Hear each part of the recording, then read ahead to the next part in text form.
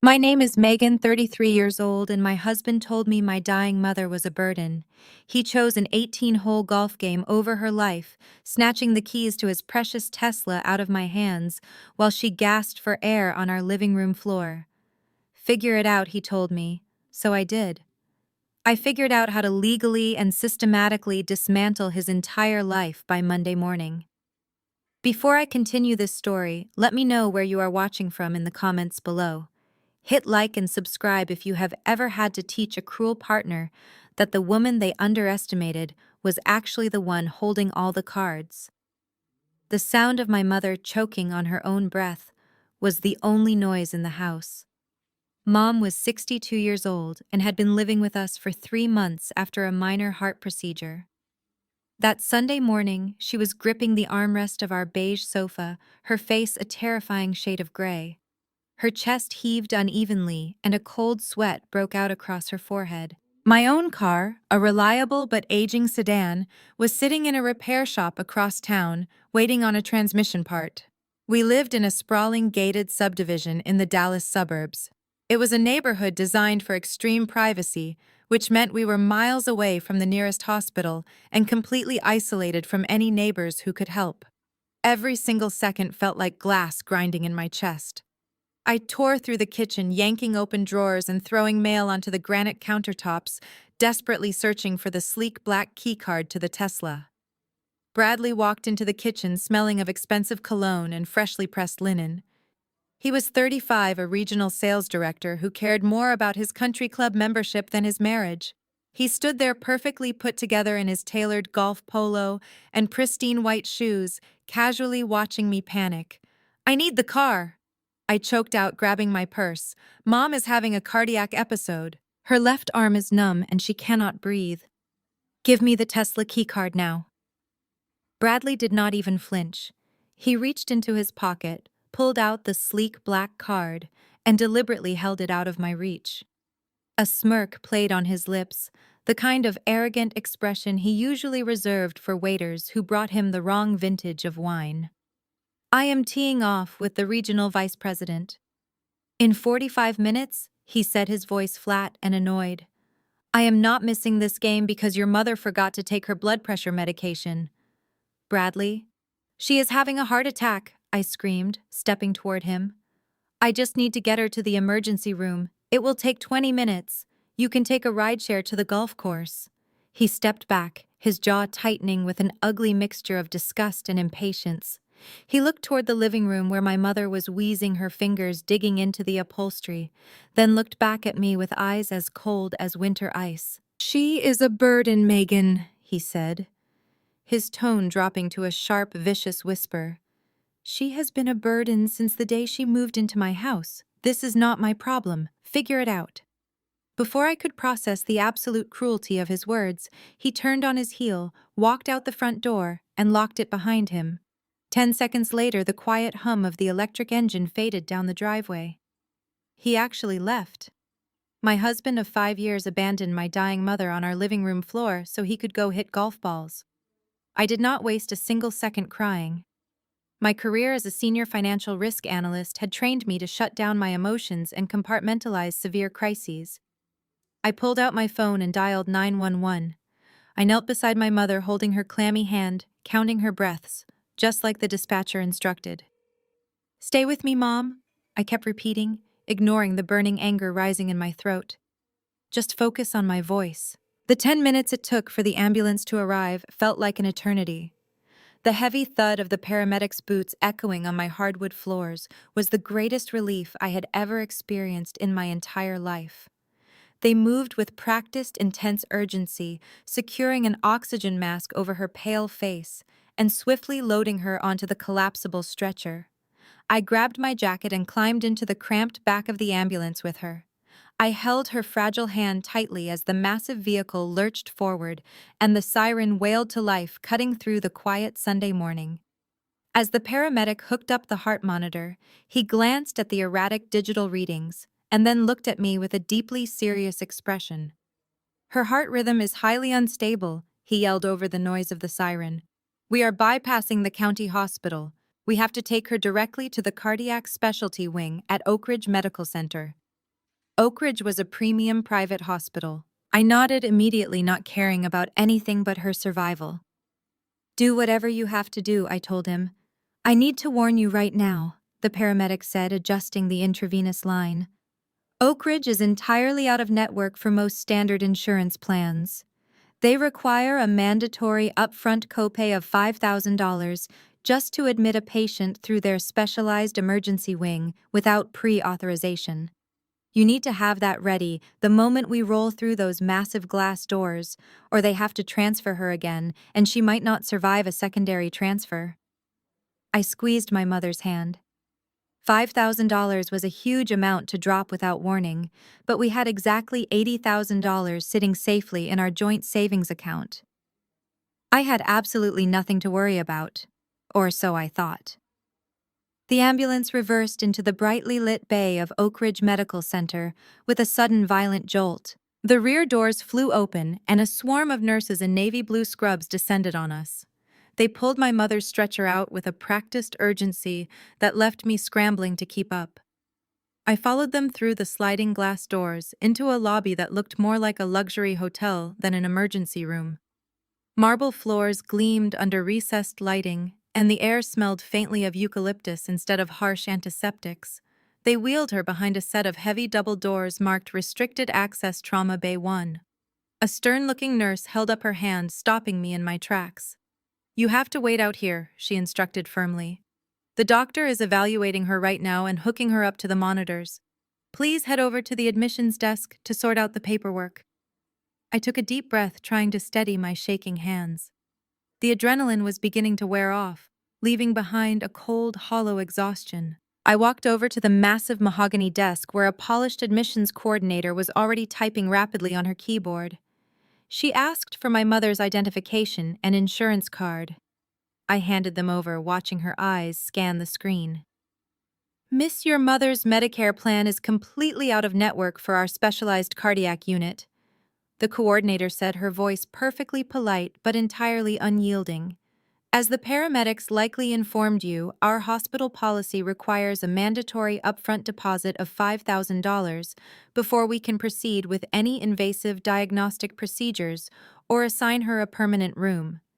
We accept all major credit cards or direct wire transfers." I nodded, projecting a calm confidence I barely felt. "That is fine," I replied without hesitation.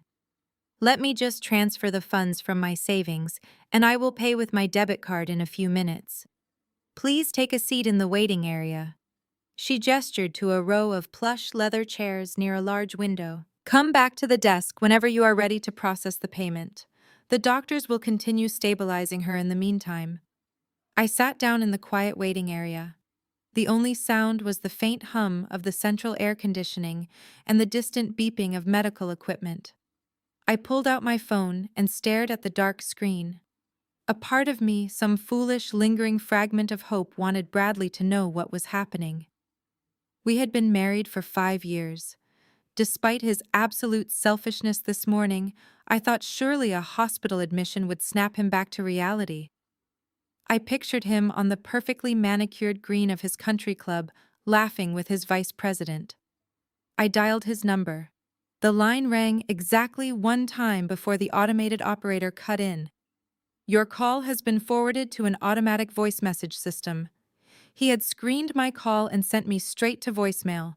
I dialed again, straight to voicemail. He was actively looking at his phone, seeing his wife's name, and hitting the red ignore button while sitting in his golf cart. "Fine," I whispered to the empty room, my voice shaking with a new kind of anger. "You want nothing to do with this? I will handle it myself, just like I always do." I opened the mobile banking application on my phone.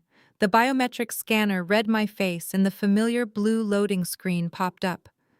Bradley and I maintained separate checking accounts for our daily personal expenses, but we shared a high-yield joint savings account. That account was where we deposited our annual corporate bonuses and a heavy portion of our monthly salaries.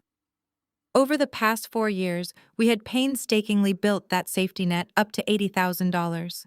It was our emergency fund, our future down payment for a larger property, our absolute financial security. I navigated to the transfer menu, my thumb hovering over the screen, ready to move the $5,000 over to my checking account so I could pay the hospital coordinator.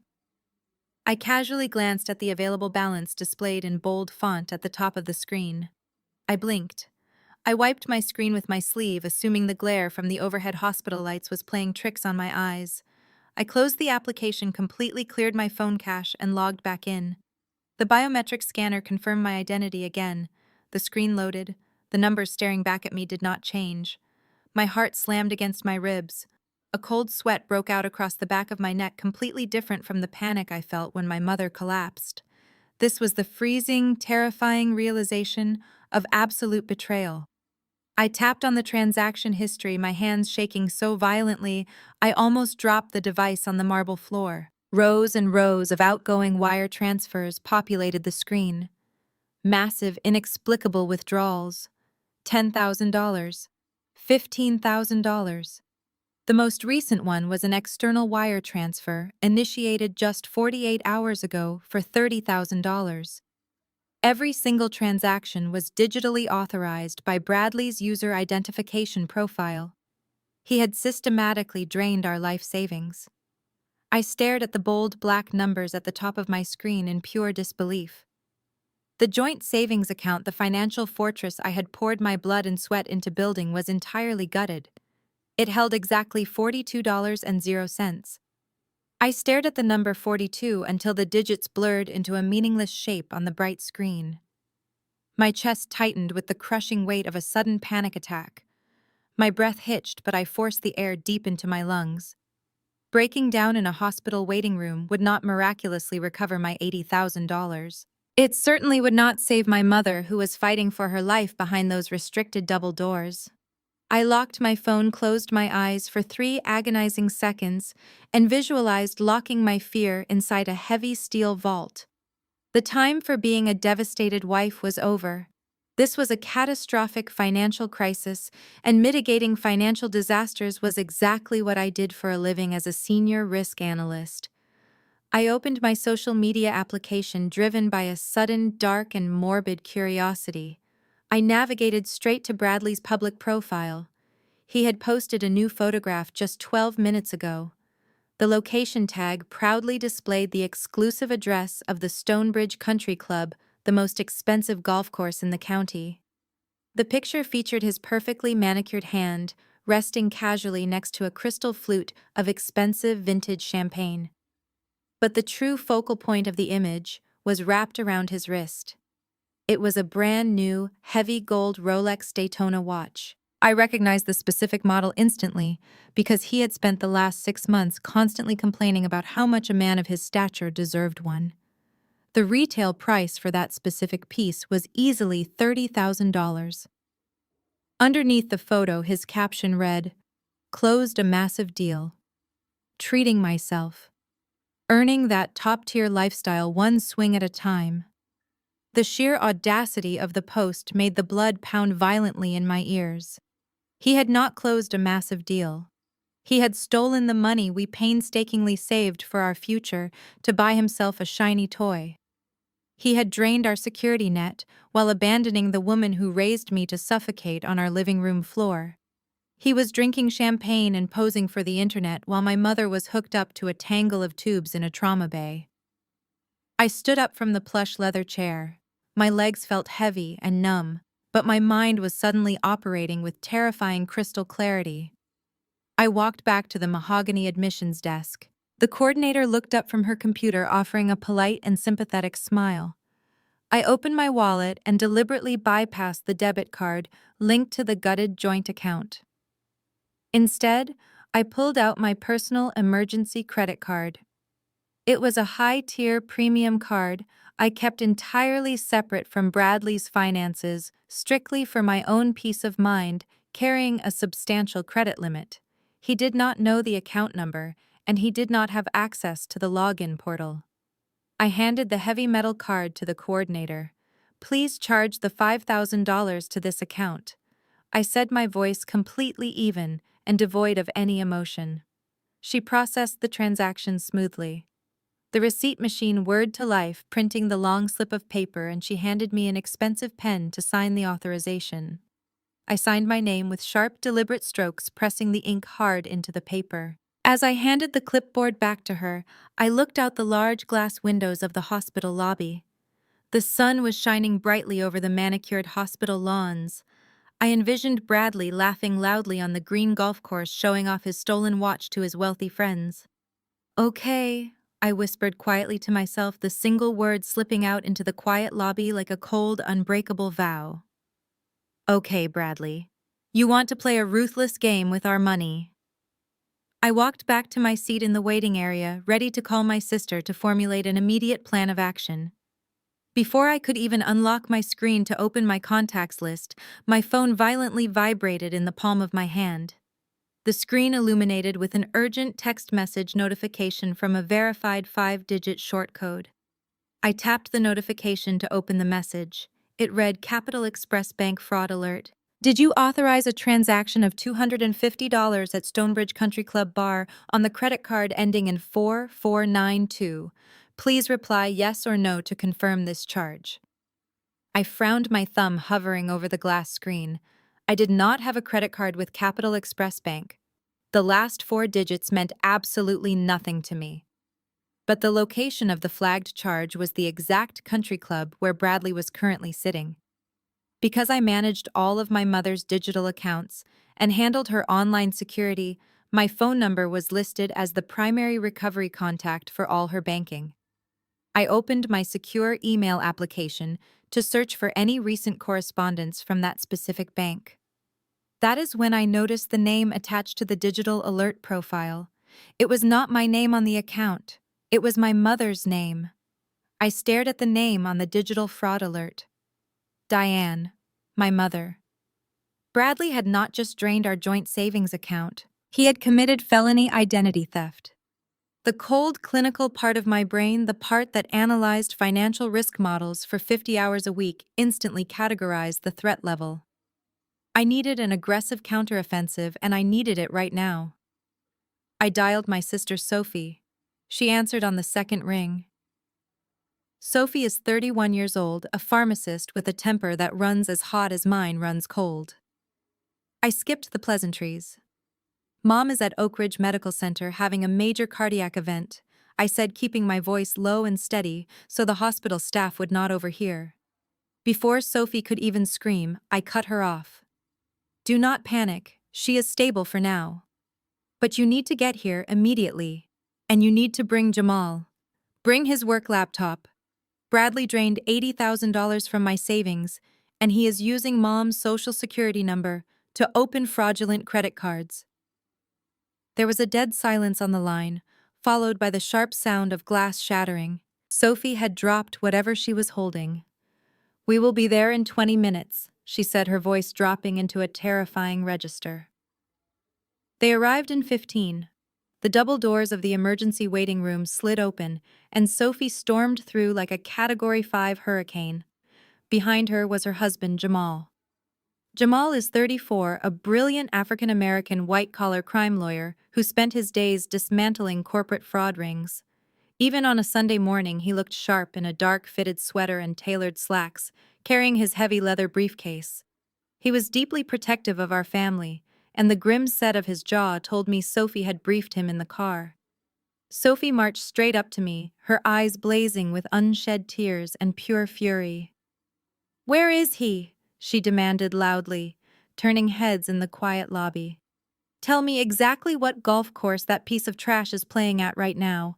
I am going to drive my car straight onto the green and run him over. Then I am going to take that $30,000 watch and shove it down his throat." I grabbed her by the shoulders and forced her to look at me. "No, you are not," I said firmly. "If you go to that country club and lay a hand on him, the police will arrest you for assault.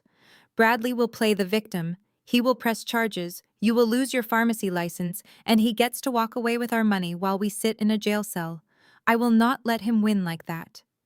Sophie breathed heavily, her hands balled into tight fists, but she nodded, stepping back.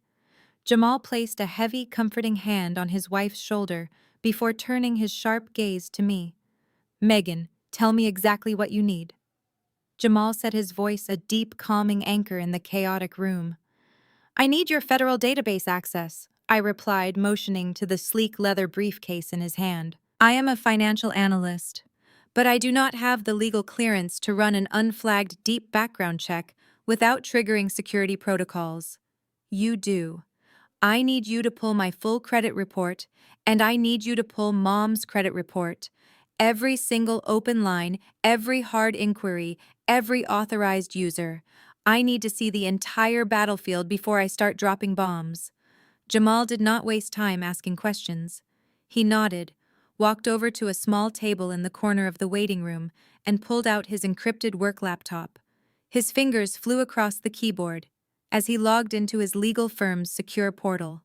I handed him my identification and my mother's wallet, giving him the verbal authorization he needed to bypass the standard security blocks.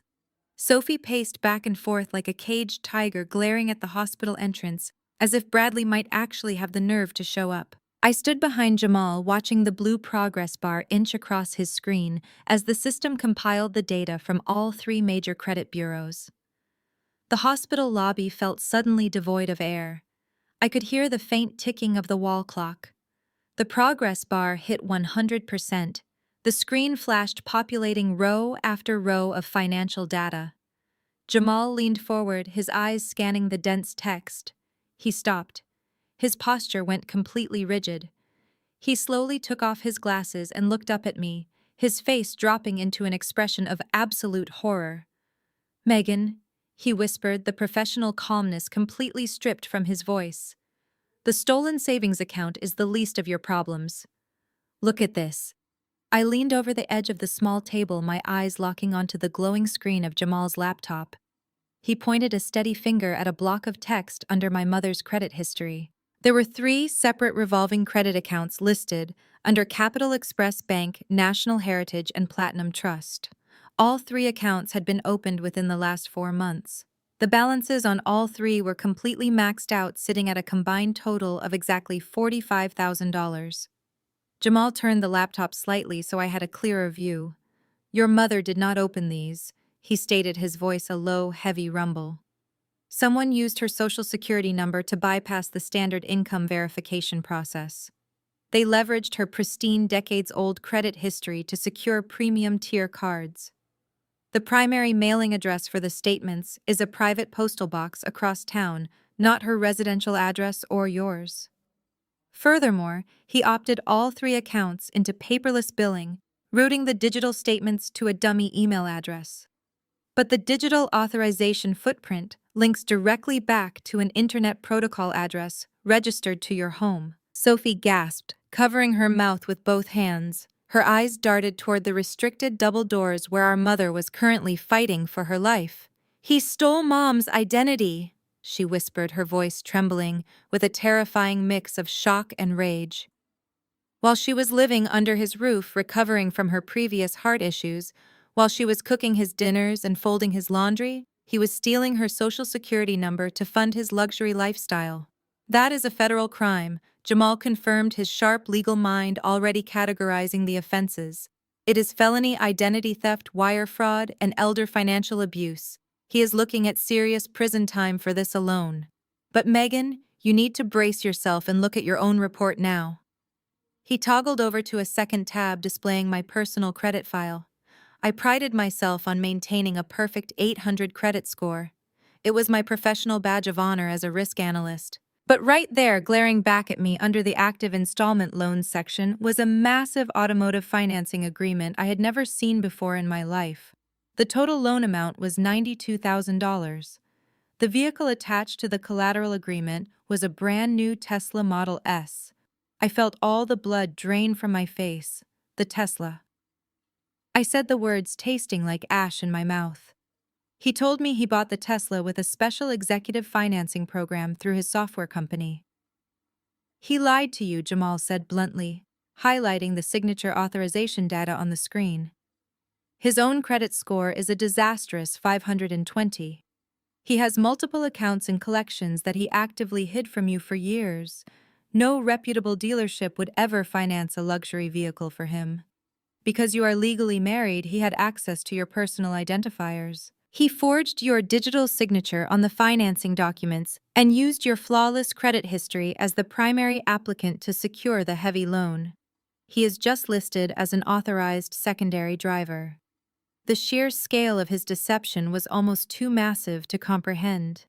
Bradley had not just taken $80,000 in cash from our joint savings. He had saddled my sick mother with $45,000 in high-interest credit card debt and chained me to a $92,000 car loan. He was actively destroying the financial future of my entire family to maintain the pathetic illusion of being a wealthy, successful executive. If he defaults on that car payment, the bank will come after you, Jamal explained, his tone deadly serious. If those credit cards go unpaid, your mother's Social Security benefits and retirement funds could be targeted by aggressive debt collectors.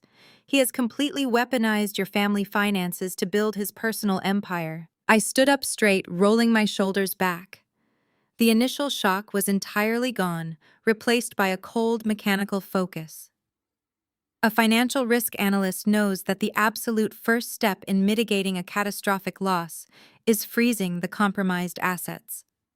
I refuse to let my family become a casualty of his narcissistic greed.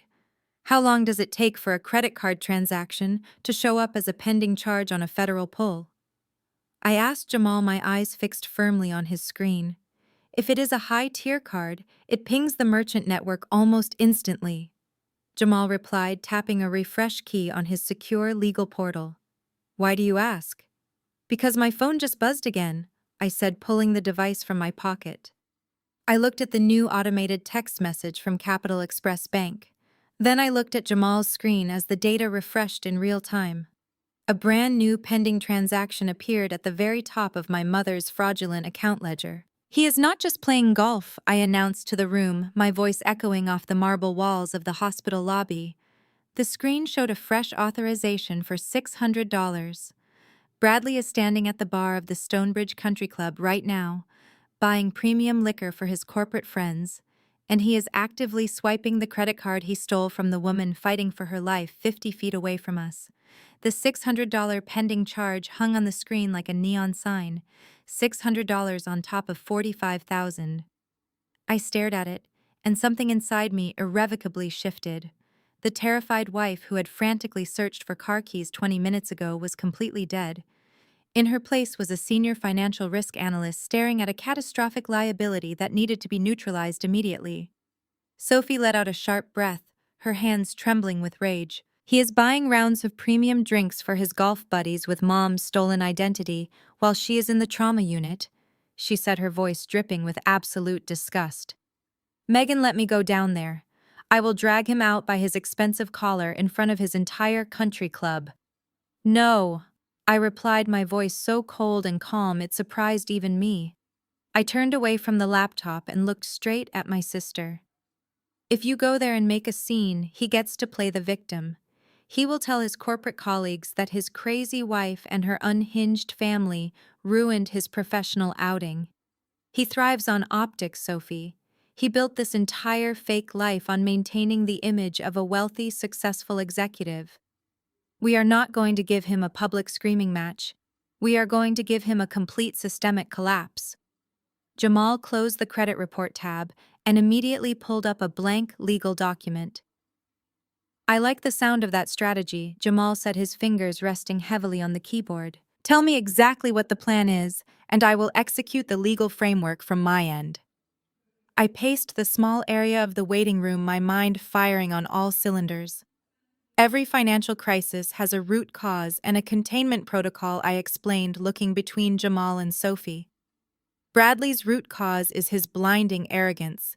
He thinks because he has my name on the car and Mom's Social Security number on the credit cards, he is completely insulated from the consequences. Our containment protocol is cutting off his oxygen supply. I am going to strip him of the three things he loves most in this world: his money, his carefully curated public image, and his freedom. Jamal nodded slowly, his lawyer instincts fully engaged. The freedom part is easy, he said, typing rapidly on the screen. I am drafting an emergency ex parte restraining order right now. I am citing severe financial abuse, identity theft, and elder endangerment. The indisputable fact that he abandoned a senior citizen experiencing a life-threatening medical emergency to go play golf establishes a clear legal pattern of reckless endangerment. Once a judge signs this, he will not be legally allowed to come within 500 feet of you, your mother, or your residence. He will be instantly locked out of his own home. What about the money and the image? Sophie asked, her eyes narrowing as she caught on to the ruthless efficiency of the plan. I am going to handle the money, I said, my gaze hardening. I am going to freeze every single asset he currently has access to, because he is an authorized user on my accounts, and because he used fraudulent means to open the others, I can legally lock him out entirely. He will be standing in the middle of that affluent country club with a wallet full of useless plastic. Jamal stopped typing for a fraction of a second and looked up at me.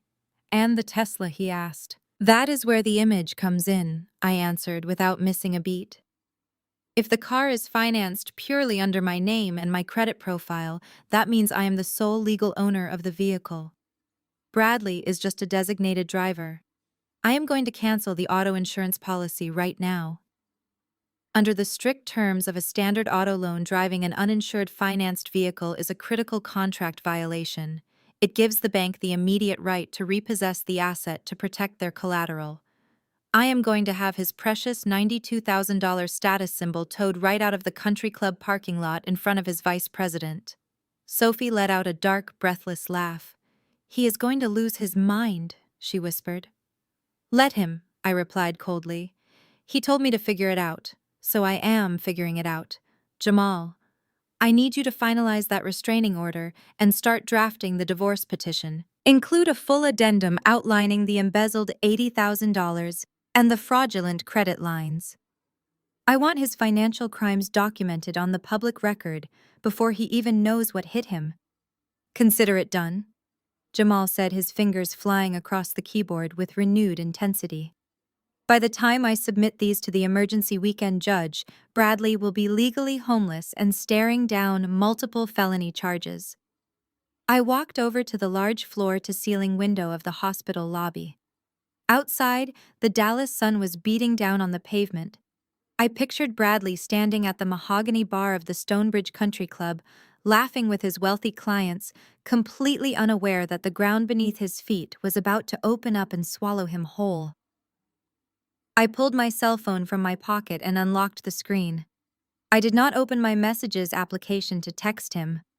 I did not open my phone dialer to call him and beg for an explanation. Instead, I navigated to the emergency fraud department contact list I kept saved for my own corporate clients.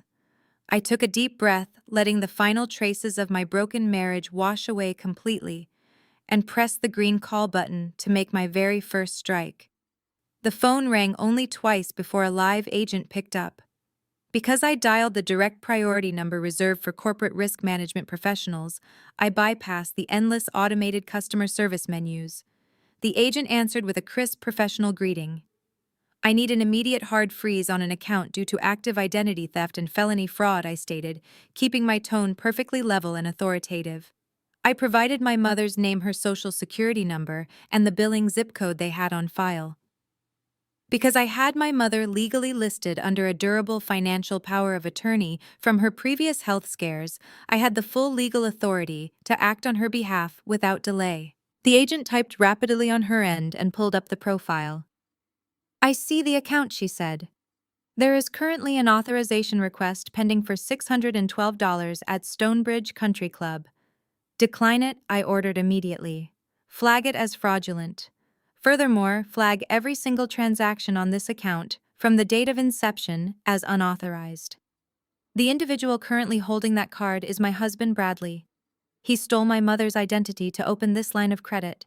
I want the physical card permanently deactivated, all digital wallet connections severed, and a federal fraud investigation initiated against him right now. I could hear the rapid clicking of the agent's keyboard. The pending transaction at the country club has been officially declined, she confirmed. The card is now permanently deactivated. The system has also locked out any digital wallet profiles tied to the account, including his smartphone payment applications. If he attempts to swipe the physical card again, the merchant terminal will display a code instructing them to confiscate the plastic. I will be forwarding this file to our internal investigations unit and notifying the 3 major credit bureaus of the identity theft claim immediately. Thank you, I replied and ended the call. 1 down, 2 to go. I looked over at Jamal, who was furiously typing up the legal documentation, and Sophie, who was watching me with a mixture of shock and profound respect. Over the next 15 minutes, I repeated the exact same ruthless process with National Heritage and Platinum Trust. I methodically dismantled the financial house of cards Bradley had built on my mother's back.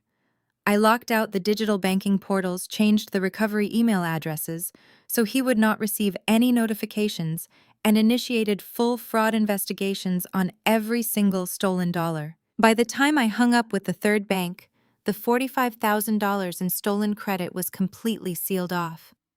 I pictured the exact scenario playing out across town.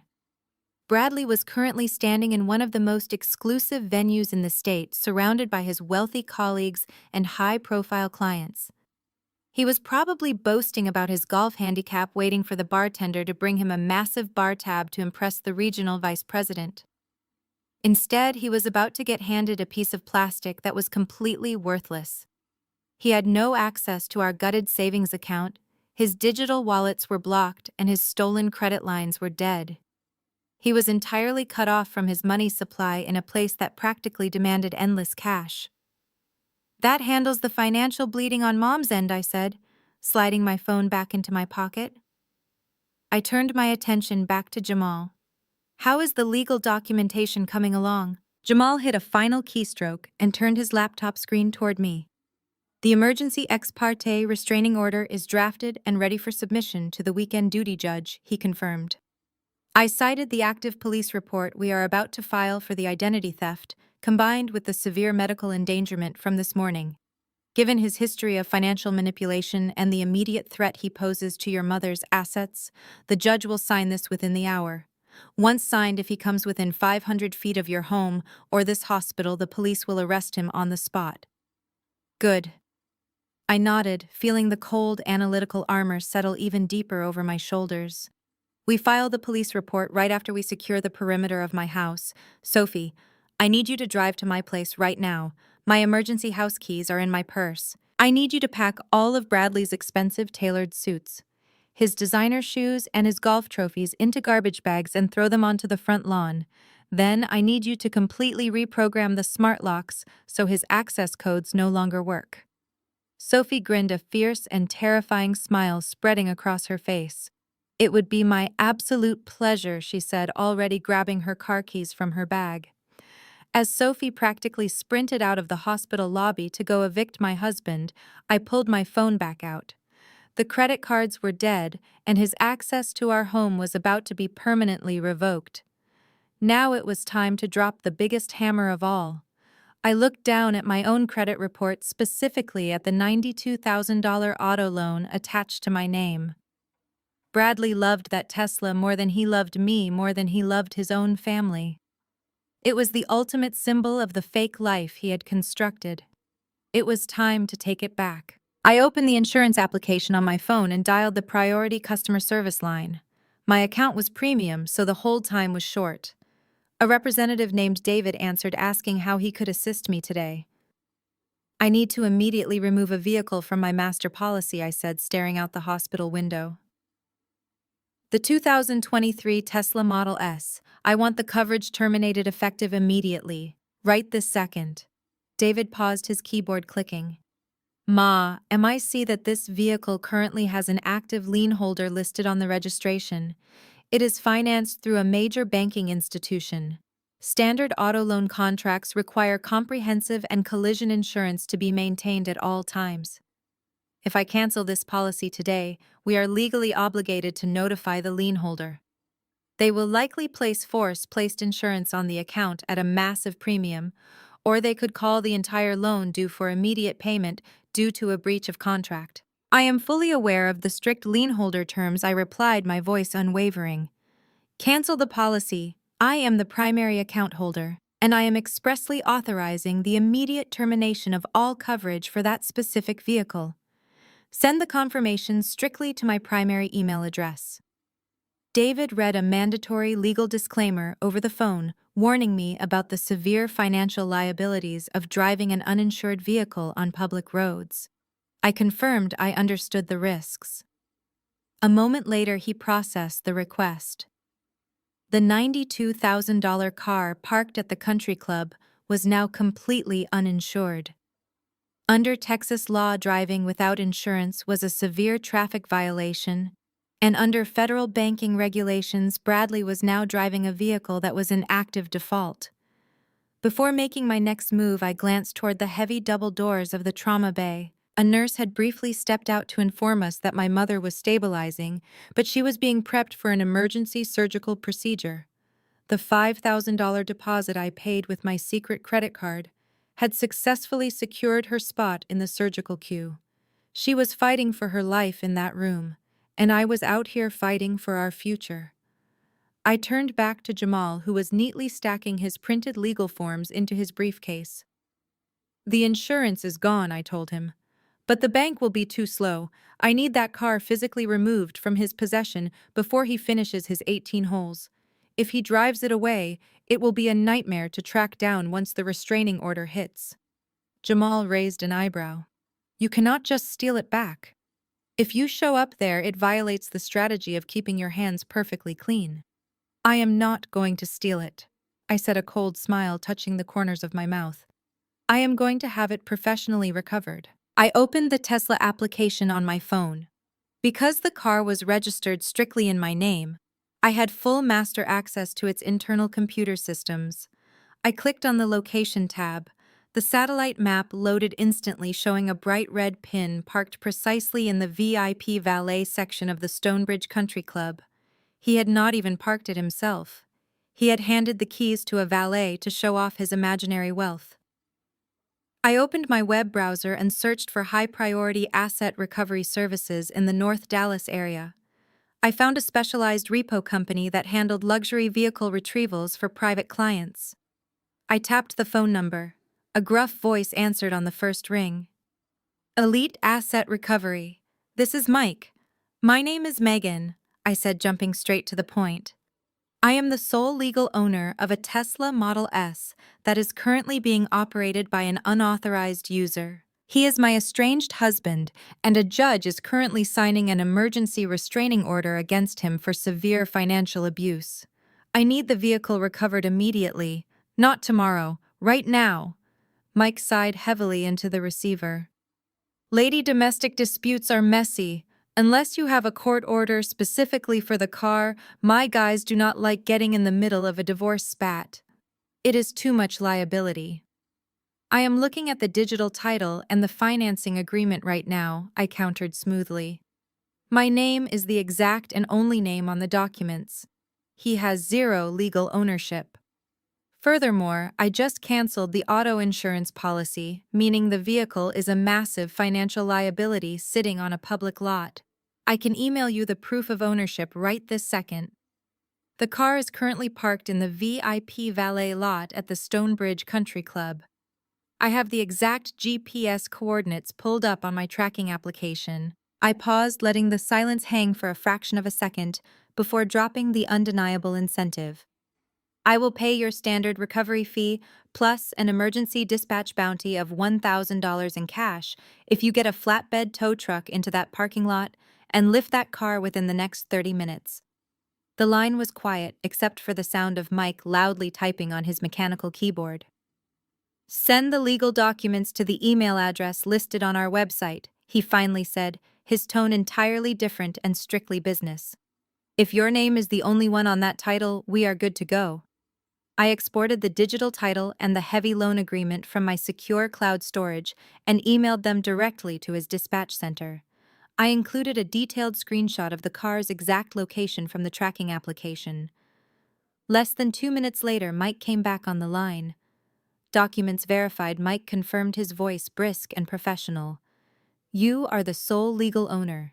And since it is a smart car, do not lock the doors or mess with the alarm until my guy has the tires securely strapped down to the bed." I will disable the security features from my phone the second your driver is in position, I promised. How long until you reach the country club? Mike shouted an order to someone in the background before speaking directly into the receiver. I have a flatbed truck wrapping up a job right down the highway. He is 10 minutes away from Stonebridge. We will have your car out of there before your husband even finishes his drinks. I hung up the phone with the recovery dispatcher and let out a long breath. The final piece of the trap was set in motion. I turned back to Jamal, who was hitting the final submit button on his secure legal portal. The emergency petition is officially filed with the county clerk, Jamal announced, closing his encrypted laptop with a sharp snap. Because we included the active police report tracking number for the identity theft, and because we heavily documented the immediate medical crisis involving your mother, the weekend duty judge is going to fast-track this review. I expect the signed protective order to hit the state police database within the next hour. What happens when it goes through, I asked, needing to hear the exact legal parameters. Once that order is digitized, Bradley becomes an immediate legal threat if he approaches you. Jamal explained, leaning forward in his chair. The order dictates a mandatory 500-foot buffer zone. He cannot come to this hospital. He cannot step foot on your corporate office property tomorrow. And most importantly, he loses all legal right to enter your shared residence. If he tries to open your front door or even steps onto the driveway, it is an automatic violation of a court order. The police will not ask questions. They will simply put him in handcuffs and take him to the county jail. I nodded, feeling a wave of grim, absolute satisfaction. The legal invisible wall was being built around him. Now we just needed the physical perimeter of the house secured before he realized he was under attack. Across town in our affluent gated community, Sophie was pulling my spare car into the wide concrete driveway of the house Bradley and I shared. She told me later exactly how satisfying the next 30 minutes of her life were. Our house was massive, a sprawling modern colonial property that Bradley had insisted we buy simply to project the image of a thriving corporate executive. He loved the house more than he loved our marriage, treating it like his personal castle to impress his country club friends. But today, the castle was officially closing its gates. Sophie unlocked the front door using the emergency physical key I kept hidden in my purse. She stepped into the pristine foyer, dropping her bag on the polished marble floor. She did not waste a single second admiring the expensive interior decor. She marched straight to the central smart home control panel mounted on the hallway wall. Because I was the primary account holder for our internet and home security systems, I had already texted Sophie the master administrative password. She tapped the digital screen navigating to the user access menu. With a few swift keystrokes, she completely wiped Bradley's biometric fingerprint data from the system. She deleted his custom entry codes, unpaired his smartphone from the garage door receiver, and deactivated his remote viewing privileges for the security cameras. Just to be absolutely certain that his digital access was entirely severed, she grabbed a screwdriver from the kitchen drawer and physically changed the core lock on the heavy oak front door using a spare cylinder I kept for emergencies. In less than 10 minutes, Bradley was entirely locked out of his own home. But Sophie was not finished. A simple lockout was far too polite for a man who abandoned a dying senior citizen to play 18 holes of golf. She walked up the sweeping wooden staircase and headed straight for the master bedroom. Bradley's walk-in closet was a literal temple of extreme vanity. Rows of custom-tailored Italian suits hung in perfectly color-coordinated sections. Shelves of imported leather shoes, expensive silk ties, and pristine designer golf polos lined the walls. He spent hours maintaining his wardrobe, obsessing over every single expensive thread. Sophie walked back down to the kitchen, grabbed a box of heavy-duty industrial black garbage bags, and marched back upstairs. She ripped a thick plastic bag open and started violently pulling clothes off the polished wooden racks. She did not fold them. She did not care if the delicate silk snagged or the expensive leather scratched. She grabbed massive armfuls of his $2,000 suits, the velvet dinner jackets he wore to corporate galas, and the customized golf attire he prized so highly. shoving them aggressively into the plastic bags. She threw in his expensive cologne bottles, his monogrammed country club towels, and the shiny glass trophies he won at amateur tournaments. She filled 6 massive black garbage bags to the very brim. The heavy plastic stretched and strained under the sheer weight of his luxury lifestyle. Sophie dragged the bags down the carpeted stairs one by one, the heavy thud of the plastic echoing through the empty house. She opened the front door, dragged them across the manicured front porch, and hauled them straight out to the edge of the front lawn. She did not place them neatly by the curb. She hoisted them up and dumped them directly onto the freshly cut grass in plain view of the street. One of the heavy bags snagged on a decorative rosebush and tore open. A pair of expensive Italian loafers and a tangled pile of silk ties spilled out onto the dirt. Sophie did not bother picking them up. She stood on the front porch, brushed the dust off her hands, and looked out at the affluent, quiet neighborhood. A few neighbors walking their golden retrievers had already stopped on the sidewalk, staring openly at the massive pile of expensive garbage ruining our perfect landscaping. Sophie pulled out her phone, snapped a picture of the humiliating pile of clothes on the lawn, and sent it to me with a single text message that read, "The trash has been taken out." Across town on the sun-drenched veranda of the Stonebridge Country Club, Bradley was completely in his element. He sat at the absolute center of a premium mahogany table, swirling a glass of 50-year-old single malt scotch. To his right sat his regional vice president, a stern, older man whose approval Bradley desperately craved. To his left was their newest VIP client, a wealthy logistics executive they were trying to butter up for a massive software contract. Bradley was wearing his brand-new $30,000 Rolex, making sure to rest his left arm prominently on the table so the gold bezel caught the afternoon sunlight. He felt invincible. He had successfully transferred $80,000 into his hidden offshore corporate account the previous night, effectively covering up his massive embezzlement tracks before Monday morning's corporate audit. And the best part was he did it using his wife's pristine credit, leaving her holding the bag. When he thought about Megan, he only felt a fleeting sense of annoyance. He pictured her frantically hovering over her sick mother on the living room floor. He scoffed internally. Diane was a massive drain on his perfect aesthetic life. Her medical equipment clashed with his expensive modern furniture, and her constant doctor appointments were an inconvenience he simply refused to tolerate anymore. He had told Megan to figure it out, and as far as he was concerned, that completely absolved him of any responsibility. He was a top-tier executive.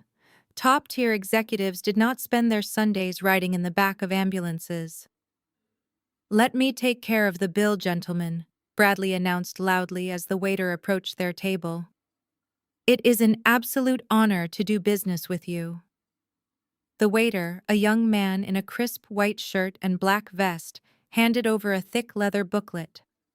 The total for the vintage champagne, the imported steaks, and the rounds of premium scotch was just over $2,000. Bradley barely glanced at the receipt.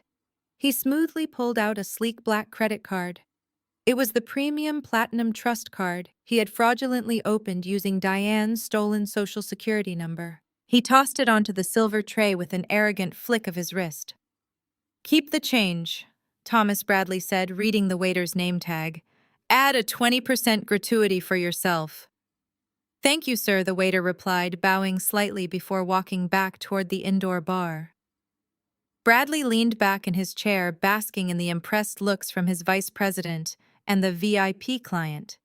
He started telling a heavily exaggerated story about his golf handicap, laughing loudly at his own jokes. He was halfway through his story when the waiter returned. Thomas did not have the leather booklet or a pen for Bradley to sign. He was holding the black credit card pinched between two fingers, and his expression was completely rigid. "Excuse me, sir," Thomas said, his voice carrying clearly over the gentle hum of the country club patio. "I am incredibly sorry, but your transaction did not go through." Bradley stopped mid-laugh. He frowned, feeling a sudden prickle of genuine irritation. "What do you mean it did not go through?" Try it again. Sometimes the magnetic strip is sensitive on these heavy metal cards. I already ran it 3 times, Sir Thomas replied, standing perfectly straight. The system is returning a hard decline code. The VIP client cleared his throat, looking away politely. The vice president raised an eyebrow, his impressive opinion of Bradley instantly souring. Bradley felt a hot flush of embarrassment creep up his neck. He quickly reached into his pocket and pulled out his primary wallet. It is probably a security hold, he lied smoothly, forcing a light-hearted chuckle. My wife is a financial analyst. She is always moving our investments around in our joint accounts and accidentally triggering fraud alerts. You know how women get when they try to micromanage the family finances? He pulled out another card, this one from Capital Express Bank, also stolen from Diane, and handed it to the waiter. Run this one. Thomas took the card and walked away. Bradley picked up his scotch, trying to steer the conversation back to the software deal, but the atmosphere at the table had shifted. The effortless, wealthy illusion was severely cracked. Less than 2 minutes later, Thomas returned. This time, he was accompanied by the country club floor manager. Bradley felt his stomach drop. Mr. Bradley, the manager said, keeping his voice low but firm. I apologize for the interruption, but we have a serious issue. The second card you provided was also declined. Furthermore, our merchant terminal has received a direct fraud alert from the issuing bank.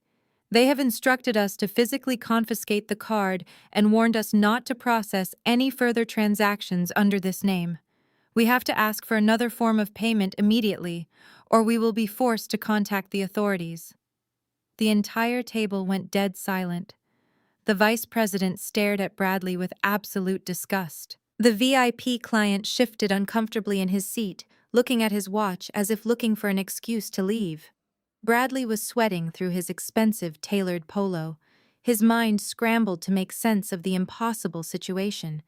Both cards were dead. He had no access to the joint account. He forced a strained, panic-laced smile. This is an absurd banking error, Bradley stammered. Standing up so quickly, his chair scraped loudly against the stone patio. My bank must be doing an internal audit today. Please excuse me for just a moment, gentlemen. I have a backup corporate wallet in my car. Let me just step out to the valet lot and grab my emergency cash.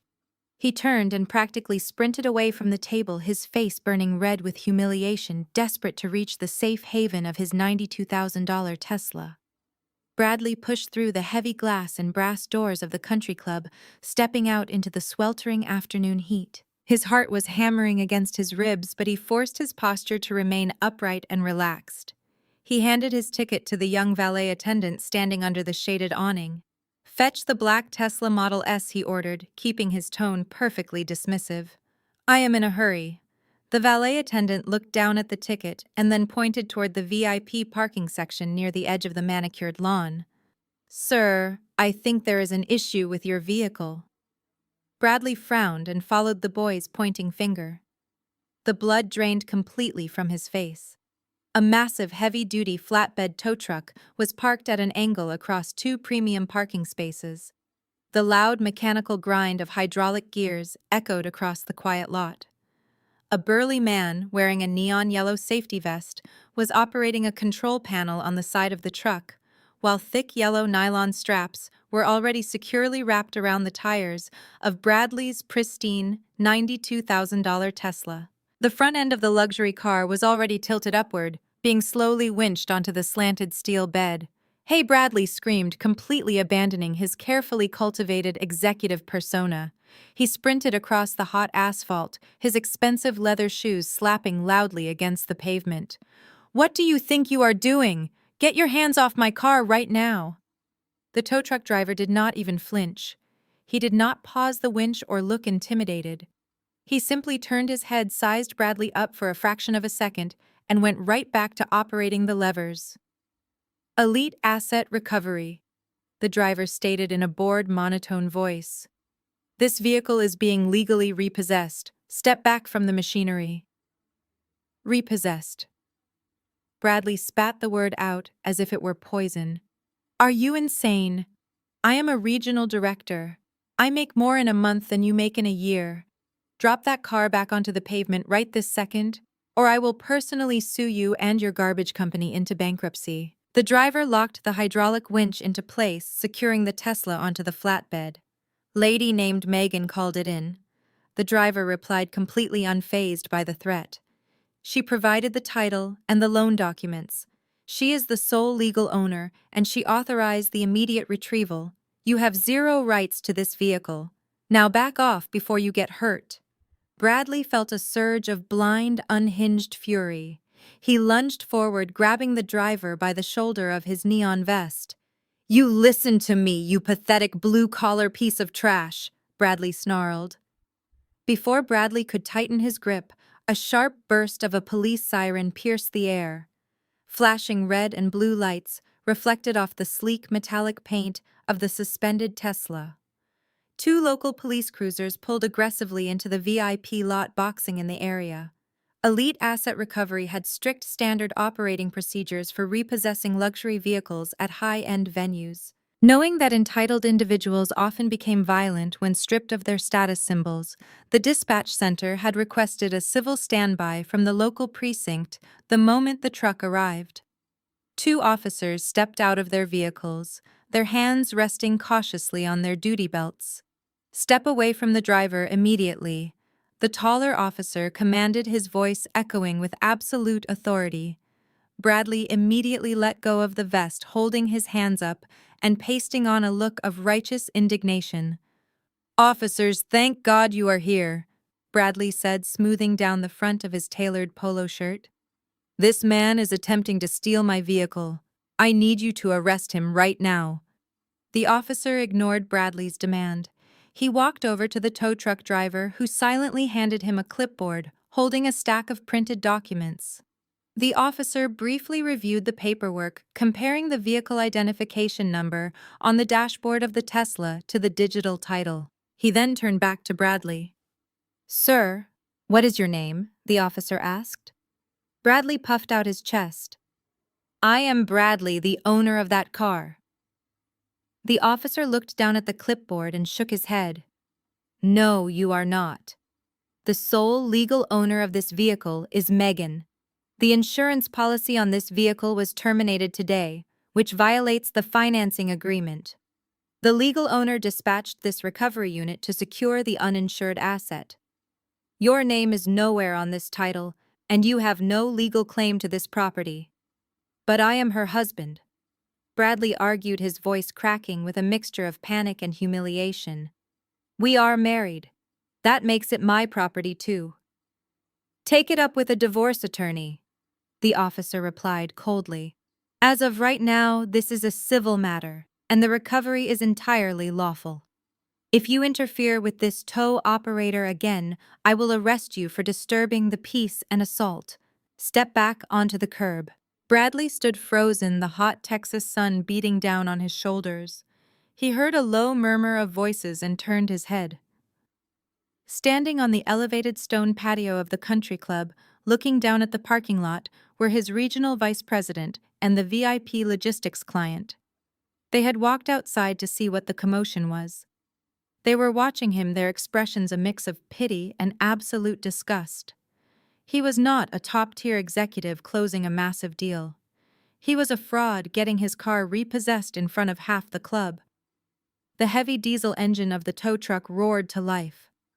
Bradley watched helplessly as the flatbed pulled out of the parking lot, carrying away his $92,000 status symbol. The police cruisers lingered for a moment before slowly driving off, leaving Bradley standing completely alone on the scorching asphalt. He had no car. He had no active credit cards. He had no cash. He had absolutely no way to get home. His hands shook violently as he reached into his pocket and pulled out his smartphone. He stared at the screen, his chest heaving with a sudden, terrifying realization that his entire world was collapsing. For the very first time all day, Bradley dialed Megan's number. My phone vibrated against the hard plastic of the hospital waiting room chair. I looked down at the screen.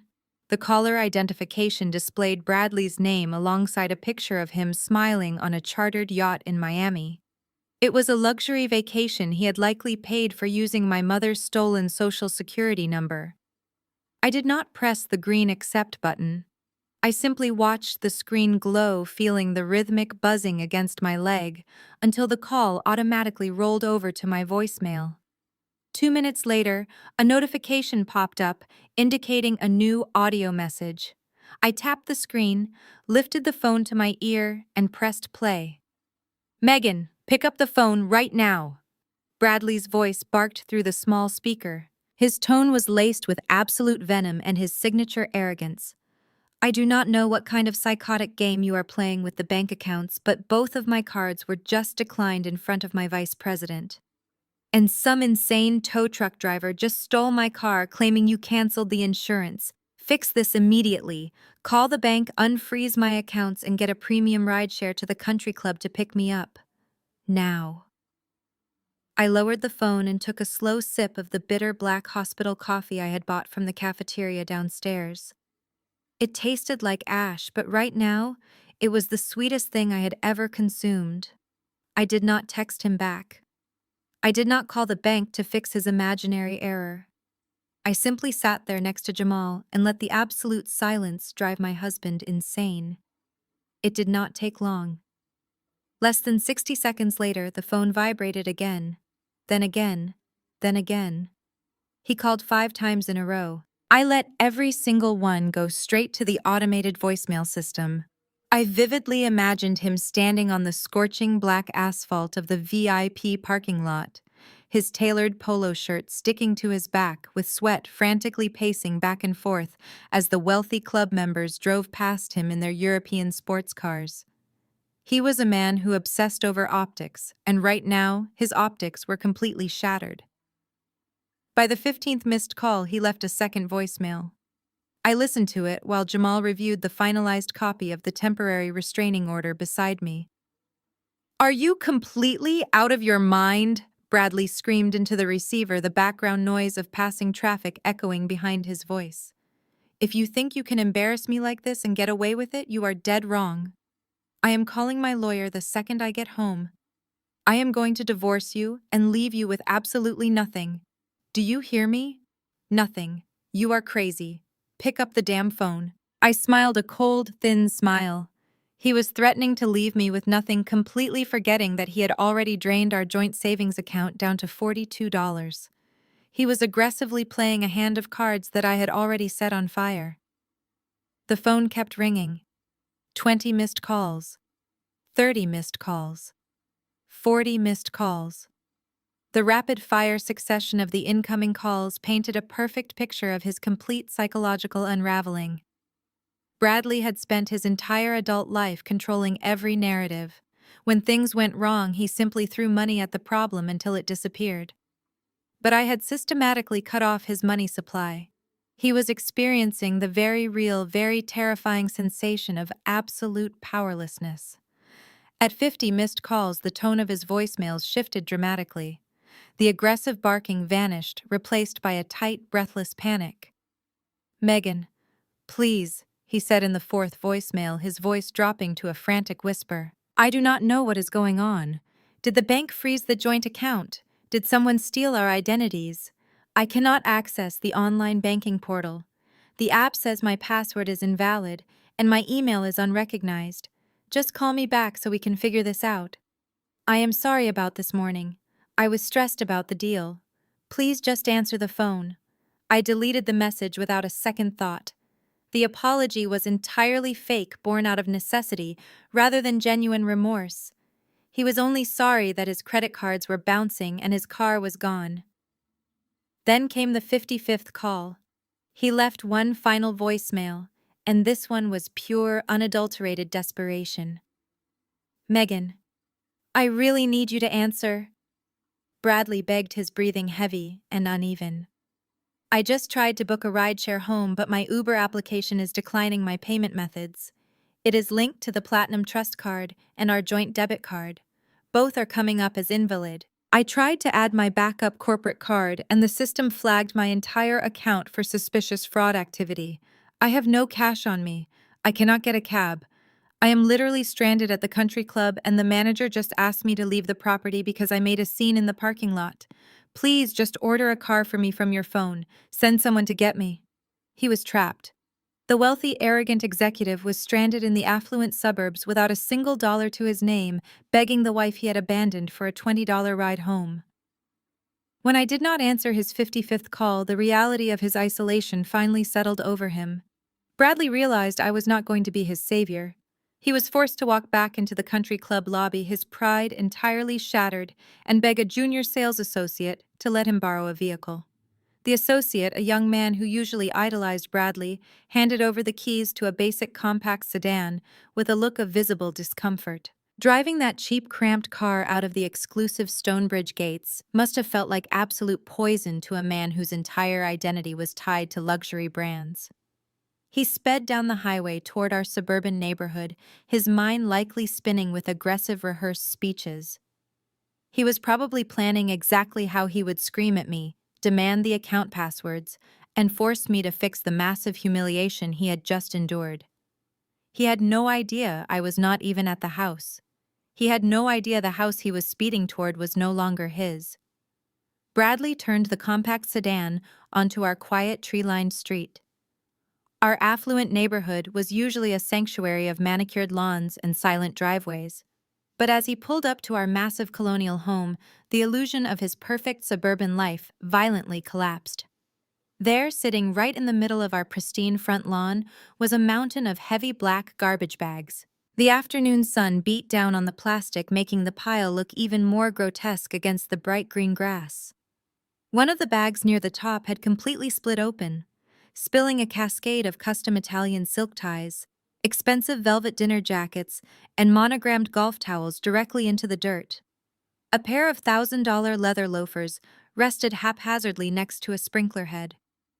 Bradley slammed the car into park and sprinted across the grass. He fell to his knees in front of the torn bag, his hands shaking as he touched the ruined silk. The sheer disrespect of his sacred wardrobe sent him into a blind, chaotic rage. He dropped the clothes and marched straight up the brick steps to the front porch, his face flushed a dangerous shade of crimson. He punched his custom 6-digit entry code into the smart lock panel. The keypad flashed a harsh red light and emitted a sharp error beep. He punched the numbers in again, hitting the plastic keys so hard, his knuckles turned white. Another red light, another error beep. Cursing loudly, he reached into his pocket and jammed his physical emergency key into the deadbolt cylinder. The key would not even turn. The entire internal locking mechanism had been completely replaced. "Megan, open this door right now!" he screamed, pounding his heavy fists against the solid oak wood. "Open the door. I know you are in there. You have lost your absolute mind if you think you can lock me out of my own house." He took a step back from the door, his chest heaving. That is when he noticed the audience.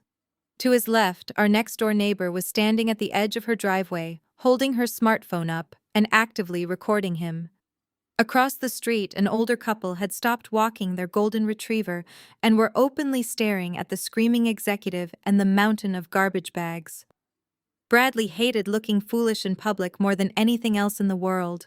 Being recorded while having a complete meltdown on his front porch was a direct strike to his fragile ego. "Stop recording me!" he yelled at the neighbor, his voice cracking with hysteria. "Mind your own business!" He turned back to the house, his desperation completely overriding his logic. He walked over to the large bay window framing the living room. If the smart lock would not let him in, he decided he would force his way inside. He reached down into the nearby flower bed and picked up a heavy decorative landscaping stone. He raised the massive rock above his head, fully intending to smash the expensive reinforced glass and climb through the shattered frame. Before he could swing the rock forward, the sharp, piercing wail of a police siren echoed down the quiet suburban street. Bradley froze, the heavy stone still suspended above his head. A black and white county patrol cruiser sped around the corner and pulled sharply into our driveway, blocking the borrowed compact car. Two uniformed officers stepped out of the cruiser immediately, their hands resting cautiously on their duty belts. Bradley slowly lowered the rock, a wave of immense relief washing over his face. He actually believed the police were there to assist him. "Officers," he called out, pointing toward the heavy oak door. "Thank God. My crazy wife changed the locks and threw my expensive property onto the lawn. I need you to help me get inside my house." The taller officer did not look at the door.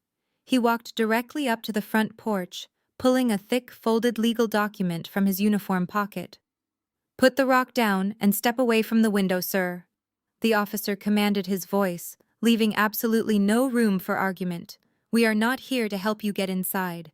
We are here to serve you with an emergency ex parte restraining order signed by a county judge. You are legally barred from coming within 500 feet of this residence, your wife, or your mother-in-law. If you do not leave this property immediately, you will be arrested for violating a direct court order." Bradley dropped the heavy landscaping rock into the flower bed, his hands trembling violently as the reality of the police officer's warning washed over him. He was legally barred from his own home. He looked at the mountain of black garbage bags on the lawn, then back at the stern faces of the officers waiting for him to move. Swallowing his massive pride, Bradley frantically grabbed two of the intact garbage bags, hauling them toward the borrowed compact sedan.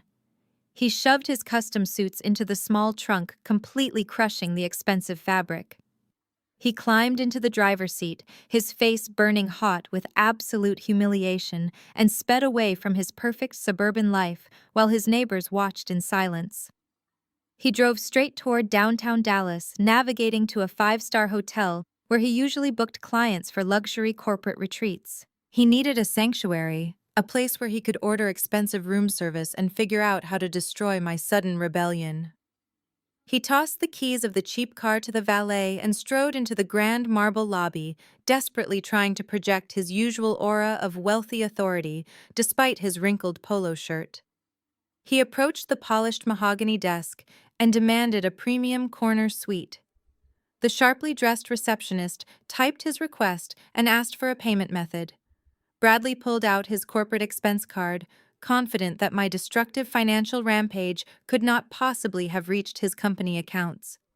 He handed it over with a practiced, arrogant flick of his wrist. The receptionist swiped the thick plastic. She frowned, tapping her keyboard before swiping it a second time. "Sir, I am sorry, but this card is returning a hard decline," she said, her voice lowering discreetly. "Do you have an alternative form of payment?" Bradley clenched his jaw, pulling out his smartphone. He pulled up his digital wallet, intending to use the emergency credit line he kept hidden for golf trips. He tapped his phone against the wireless reader. The terminal beeped aggressively, flashing a red error message. His digital wallet had been entirely suspended due to the massive fraud alerts I triggered earlier that afternoon. He stood frozen in the opulent lobby. The receptionist stared at him, her polite smile completely vanishing, replaced by the distinct look of suspicion reserved for scammers. Without saying a word, Bradley turned around and walked out through the heavy glass doors, leaving the luxury hotel behind. He was a regional director making 6 figures, yet he did not have enough purchasing power to buy a bottle of water. With his options completely exhausted, he was forced to call Jason, the junior sales associate whose car he had borrowed. He fed Jason a fabricated story about a plumbing disaster at our house and asked to crash at his apartment. 30 minutes later, Bradley was hauling a garbage bag up 3 flights of stairs to Jason's cramped, dimly lit apartment complex on the outskirts of the city. Jason offered him the spare room, essentially a storage closet repurposed with a sagging twin mattress and a cheap lamp. The air smelled faintly of stale takeout food. Bradley, a man who slept on high thread count Egyptian cotton sheets and utilized a smart climate control system, sat on the edge of the lumpy mattress in the dark. The walls were paper thin, and he could hear the upstairs neighbor pacing back and forth. He lay back against the flat pillow, the sheer crushing weight of his situation finally breaking through his arrogant exterior. He pulled out his phone, the screen glowing harshly in the dark room, and opened his message thread with me. He began to type frantically, his thumbs flying across the digital keyboard. His messages oscillated wildly between vicious threats and pathetic apologies. "You are going to regret this," he texted first. I am hiring the most ruthless divorce attorney in the state. I will make sure you are left with absolutely nothing. 5 minutes later, when the read receipt did not appear, his tone shifted. Megan, please. He typed, his hands shaking. I am sleeping on a terrible mattress in a filthy apartment. I have no money and no car. You made your point. I am incredibly sorry for what I said this morning. I was just stressed about work. Please call the bank and lift the freeze. I cannot live like this. Just answer me. He sent 30 separate text messages over the span of 2 hours. None of them received a single reply. I was an impenetrable fortress of silence. Exhausted, defeated, and entirely broken, Bradley closed his eyes, hoping sleep would offer him a temporary escape from his sudden nightmare. But right as he was drifting off, his phone vibrated sharply on the cheap wooden nightstand. He snatched the device desperately, hoping to see my name on the screen. Instead, it was an urgent automated email notification. He opened his corporate email account. The message was from the Senior Director of Human Resources at his software company, marked with high importance. The subject line read, "Mandatory meeting regarding internal account audit." The body of the email was brief, cold, and devastating. Bradley, your physical building access has been temporarily suspended, pending a mandatory review with Human Resources and the Chief Financial Officer. You are required to report to the first-floor conference room at exactly 8 in the morning on Monday. Bradley dropped the phone onto the sagging mattress, all the blood draining from his face as he realized his nightmare was just beginning. The harsh fluorescent lights of the Oak Ridge Medical Center waiting room hummed quietly above my head. It was late evening now, and the initial blinding adrenaline of the day was settling into a deep, heavy exhaustion. I sat next to Jamal, holding my phone and watching the notifications roll in. Bradley had sent exactly 30 text messages over the last 2 hours. They swung wildly from aggressive legal threats demanding I unfreeze his accounts to pathetic, desperate apologies begging me to order him a rideshare. I read every single message with a detached, clinical fascination. I was watching a deeply narcissistic man completely unravel in real time, and I did not reply to a single word. While I had spent the afternoon neutralizing Bradley's credit cards and coordinating the repossession of his luxury vehicle, Jamal had not moved from his hard plastic chair. His eyes were glued to his encrypted work laptop, his fingers flying across the keyboard with intense, unwavering focus. As a white-collar crime lawyer, Jamal treated financial discrepancies like a bloodhound tracking a fresh scent. He was deep into the transaction history of our gutted joint savings account, tracing exactly where our money had gone. Megan, I need you to look at this right now, Jamal said, his voice dropping to a low, serious register that instantly commanded my attention. He pushed the heavy laptop across the small table toward me. I expected to see a long trail of luxury retail purchases. I assumed the $80,000 had been blown on first-class vacations, expensive steakhouse dinners, and that ridiculous gold Rolex he was flashing at the country club. But the ledger Jamal pulled up showed something entirely different. The money was not slowly bled out through hundreds of small transactions. It was moved in 3 massive wire transfers over the span of 48 hours. The first wire was for $20,000, the second for $25,000, and the final one for $35,000. I leaned closer to the screen, my eyes scanning the complex routing numbers. The funds were not transferred to a personal checking account. They were wired directly through an international clearinghouse to an offshore holding company registered in the Cayman Islands.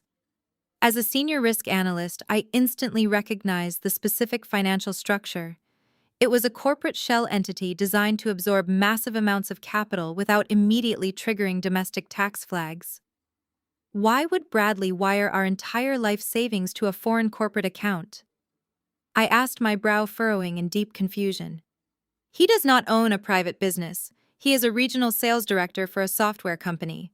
He has absolutely no legitimate reason to move private marital funds into an offshore holding company. Jamal tapped a specific line of code highlighted in yellow on his screen. That is exactly what bothered me, he explained. So I used my federal database credentials to run a deep background check on the offshore holding entity. The registered agent for this shell corporation is not a stranger. It is a subsidiary firm directly linked to Bradley's employer. Specifically, it is the primary international vendor account his software company uses to process their overseas licensing fees. The pieces of the puzzle violently snapped together in my mind. The sudden realization hit me so hard, the breath literally caught in my throat. I stood up, pacing the small designated waiting area as my professional training connected the dark dots. Bradley had not used our $80,000 to fund his luxury lifestyle. He had already funded his luxury lifestyle using stolen corporate money. "He is embezzling," I whispered, the sheer magnitude of the crime filling the quiet room. "He has been skimming money off his massive corporate contracts, likely falsifying vendor invoices, and manipulating commission margins to pay for his tailored suits and his expensive country club memberships." But corporate finance departments do not just ignore missing funds indefinitely. Sooner or later, the math stops making sense. Jamal nodded slowly, a grim, predatory smile forming on his face. "Exactly." I checked his company's public financial calendar on their investor relations page. They are entering their third quarter comprehensive financial audit on Monday morning. Bradley knew the external auditors were coming. He knew they would scrub every single ledger and immediately find the massive deficit he created in the international accounts. He panicked. I continued, my voice gaining strength as the entire picture became crystal clear. He drained our entire life savings at the absolute last possible second to silently cover his tracks. He wired our money into the corporate account to artificially replace the missing funds before the auditors arrived tomorrow morning. He thought he could just wipe out our security net balance, his company books, and act like nothing happened. He was perfectly willing to sacrifice my financial future and my mother's health just to keep himself out of a federal penitentiary. I looked down at my phone, staring at his pathetic text messages, begging for a place to sleep. He thought the worst thing that happened to him today was losing his $92,000 car.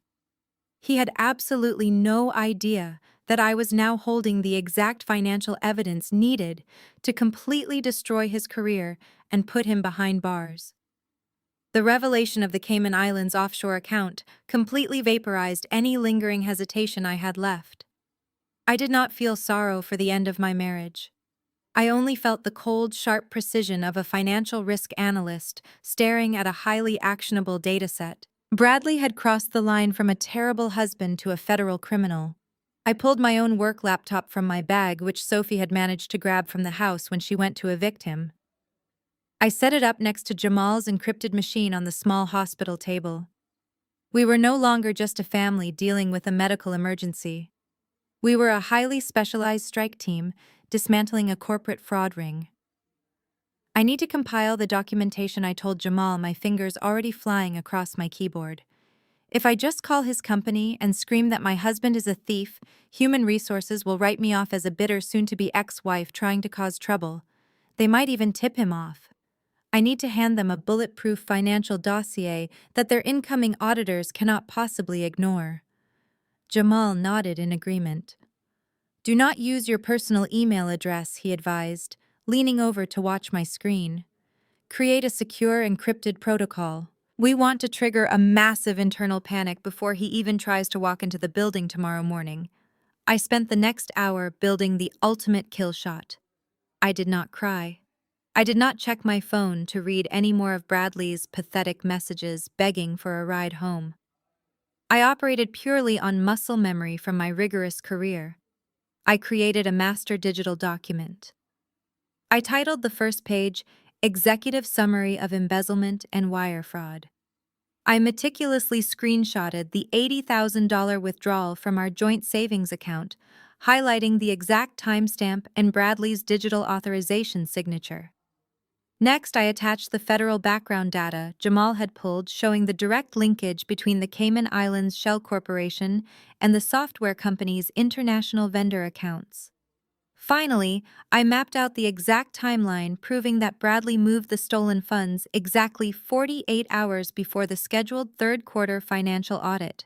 I laid the data out so clearly that a first-year accounting student could see the embezzlement trap. While I was finalizing the digital binder, the heavy double doors of the trauma unit finally swung open. A surgeon in green scrubs walked out, pulling his surgical mask down. I stood up immediately, my heart pounding against my ribs. "Your mother did exceptionally well," the surgeon said, offering a tired but genuine smile. "We successfully placed 2 stents. Her heart rhythm is completely stabilized. She is resting in the intensive care recovery wing right now. You can see her briefly in an hour." A massive wave of relief washed over me, so powerful my knees almost buckled. Sophie let out a loud sob and hugged Jamal tightly. My mother was going to live. Bradley had left her to die on our living room floor, but she survived. That absolute confirmation was the final green light I needed to finish him. I sat back down at the table and opened a secure encrypted email browser. I navigated to the software company's corporate directory and located the direct email address for Harrison Cole, the chief financial officer. Harrison was a notoriously ruthless executive who cared entirely about the company's bottom line and strict federal compliance. I drafted a clinical, precise message. "Mr. Cole, attached is a highly sensitive financial dossier regarding your regional sales director, Bradley. This document contains irrefutable evidence of ongoing corporate embezzlement, vendor invoice manipulation, and wire fraud involving your Cayman Islands subsidiary accounts. The stolen corporate funds were temporarily replaced this weekend using $80,000 in stolen private domestic assets in a desperate attempt to bypass your Monday morning third-quarter audit. I strongly advise you to freeze his physical building access and secure his corporate servers immediately." I attached the heavy document file.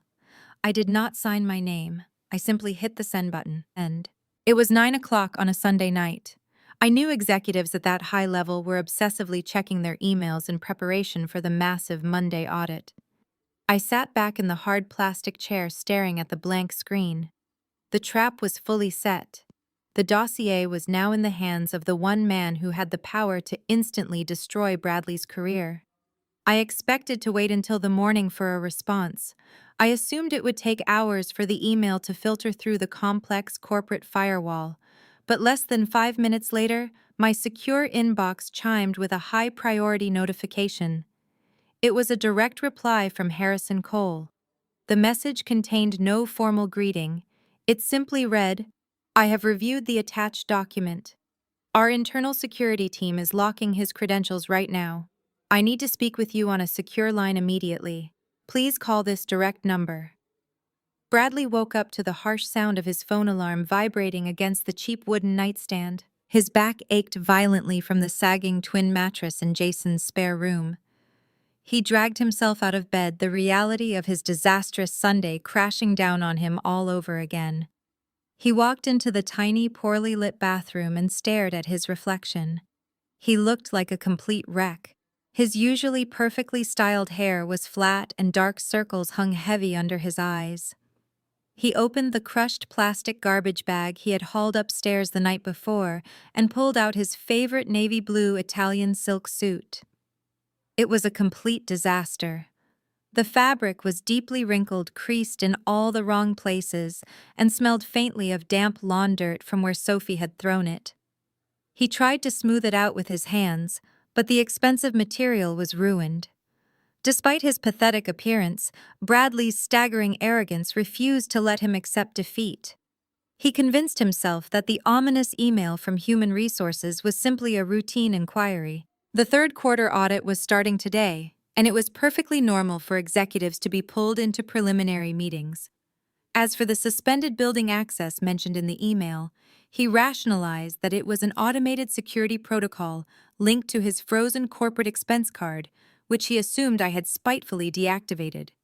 He planned to walk right into the Human Resources Department, play the victim of a vindictive soon-to-be ex-wife, and demand a temporary cash advance to hold him over until his lawyers forced me to unfreeze his assets. He genuinely believed that the $80,000 he had wired to the Cayman Islands shell company had perfectly balanced his ledger. He thought he was untouchable.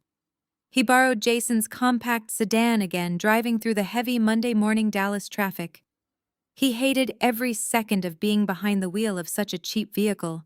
When he finally pulled into the massive parking garage of his software company's sleek glass and steel corporate headquarters, he bypassed the regular employee levels and headed straight for the premium executive parking deck. But as he approached the automated gate, his digital parking pass failed to scan. The heavy wooden arm remained firmly down. Cursing loudly, he was forced to reverse and park on the bottom floor with the entry-level staff. It was a minor inconvenience, but it made his blood boil. He grabbed his leather briefcase, trying to ignore the deep wrinkles in his suit, and marched toward the main entrance. The main lobby of the headquarters was a sprawling expanse of white marble and towering glass windows.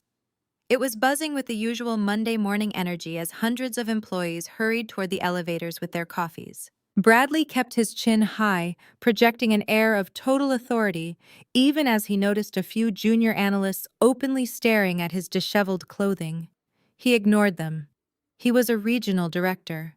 He did not owe anyone an explanation. He walked purposefully past the main reception desk and headed straight for the restricted executive elevator bank. These specific cars bypassed the lower floors entirely, shooting straight up to the luxury executive suites and the human resources department. He reached the polished metal doors and pulled his employee identification badge from his pocket. He slapped the magnetic card against the black security reader mounted on the marble wall, expecting the familiar green light and the soft chime of the doors opening. The reader flashed a harsh, solid red. A sharp error buzzer echoed in the quiet executive alcove. Bradley frowned, assuming he had swiped it too fast. He wiped the card against his pants and pressed it firmly against the scanner a second time. Red light. Error buzzer. He let out an exasperated sigh, his frustration boiling over. He hit the card against the plastic reader a third time, then a fourth, hitting it harder with each rejection. The doors remained completely sealed. His access was not just temporarily paused. He was permanently locked out of the core system. "This is ridiculous," he muttered angrily to himself, turning around to shout at the lobby receptionist to override the system. But the words completely died in his throat. He was not alone in the executive alcove anymore. Two massive men in dark-fitted suits, the senior corporate security directors, were walking purposefully across the marble floor directly toward him.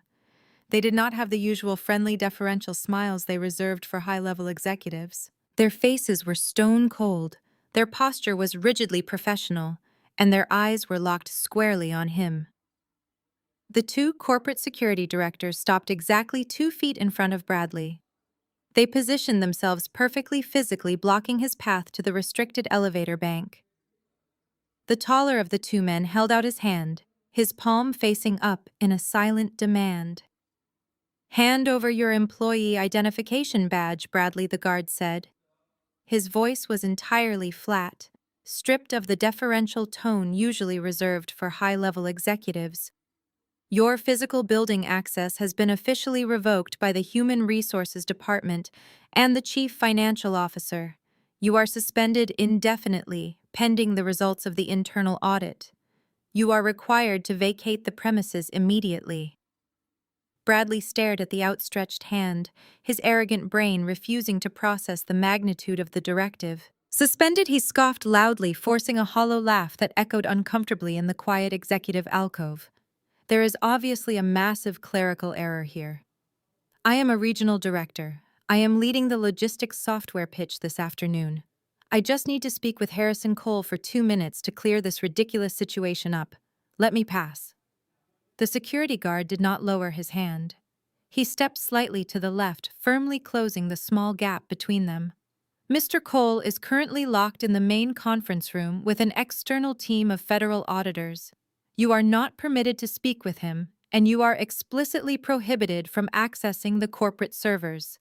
Hand over the badge, the company laptop, and the corporate smartphone right now." The harsh reality of the situation finally pierced through Bradley's impenetrable ego. He looked around the massive headquarters. The sprawling marble lobby was rapidly filling with regular employees arriving for the Monday morning shift, Dozens of people were slowing down their eyes, darting toward the unfolding commotion. Bradley felt a hot, humiliating flush rise in his neck. His perfectly curated professional image was disintegrating in real time. Instead of accepting defeat with quiet dignity, his narcissistic survival instinct violently kicked in. He decided his only viable option was to play the victim. "This is her doing." Bradley shouted, his voice suddenly carrying sharply across the vast open space of the lobby.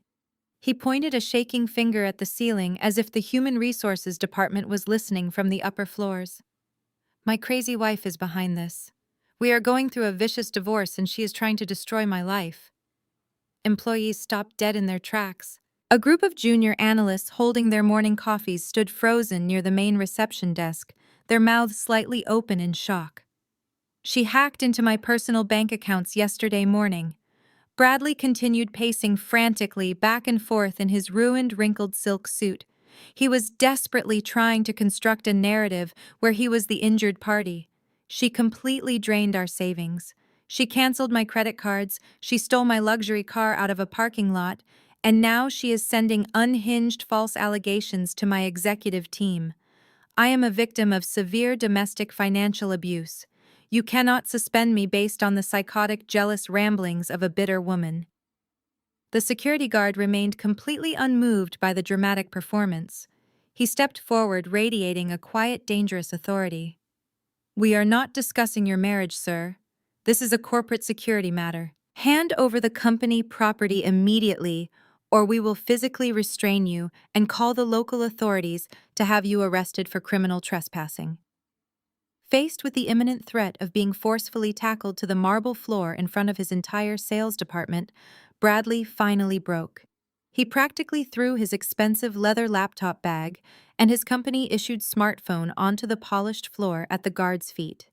He aggressively unclipped his plastic identification badge from his belt and threw it directly at the second security officer's chest. "You are making a massive mistake," Bradley sneered, his chest heaving with exertion and misplaced rage.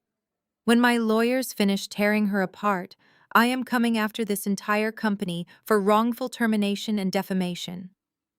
He turned on his heel and stormed toward the heavy glass exit doors, his face burning with absolute humiliation. Just as he pushed through the revolving door, he locked eyes with his regional vice president, who was walking into the building with a fresh cup of coffee. The vice president looked at Bradley's disheveled clothes, noted the aggressive security escort trailing behind him, and shook his head in pure disgust. He did not say a single word, simply sidestepping Bradley as if he were a homeless stranger on the street. Bradley pushed past him, marching out into the sweltering Texas heat. He stood on the hot concrete sidewalk, pulling out his personal phone with trembling hands. His mind was completely consumed by a dark, unhinged fury. I was the reason he was wearing wrinkled clothes. I was the reason he lost his car. And now I was the reason he was publicly humiliated and locked out of his own career. He typed a frantic, aggressive message into a group chat with his few remaining loyal colleagues. "This is completely unacceptable. She has gone too far this time. I am driving over to her office right now, and I am going to put her in her place once and for all." I was sitting behind my heavy glass desk on the 14th floor of my financial firm, watching the morning traffic crawl along the Dallas skyline. It was Monday morning. I was wearing my sharpest tailored suit, my hair was pulled back into a severe knot, and my mind was operating with absolute mechanical precision. My mother was recovering safely in the hospital cardiology wing, leaving me entirely free to focus on the final phase of my strategy. I knew Bradley better than he knew himself. I had spent 5 years enduring his narcissistic tendencies, and my career as a senior risk analyst trained me to predict catastrophic human behavior. I knew that after the crushing public humiliation of being locked out of his own corporate headquarters, his fragile ego would demand an immediate violent retaliation. He would not retreat to a lawyer's office to plan a measured legal response. He needed an audience to reestablish his shattered dominance. He needed to march into my professional territory, stand over me, and scream until he felt powerful again. Anticipating his exact next move was the most effortless risk assessment I had ever conducted. I picked up my desk phone and dialed the head of building security for my firm. I informed the security director that my estranged husband was currently en route to the building and that I held an active emergency ex parte restraining order against him.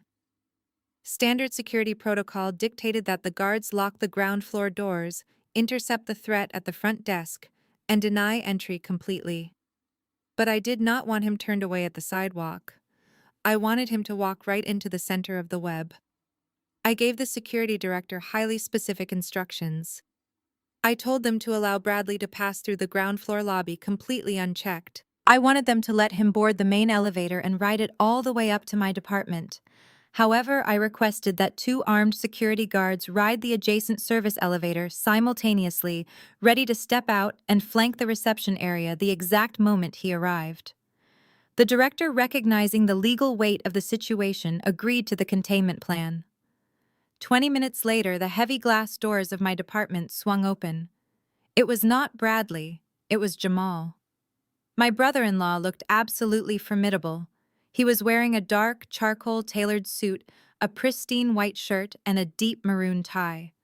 He walked across the office floor with the terrifying confidence of a white-collar crime lawyer who spent his entire career burying arrogant corporate thieves. He carried a thick manila legal folder tucked securely under his arm.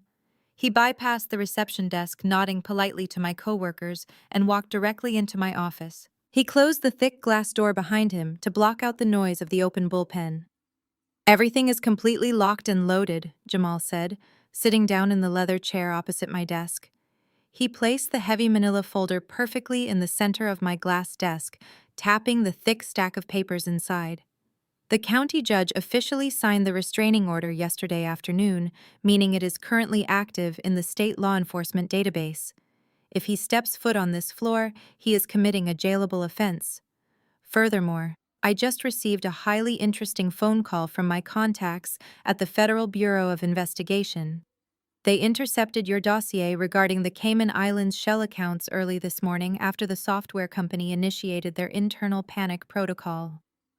Jamal leaned forward, a grim, satisfied smile touching his lips. "The federal agents moved much faster than I anticipated, Megan.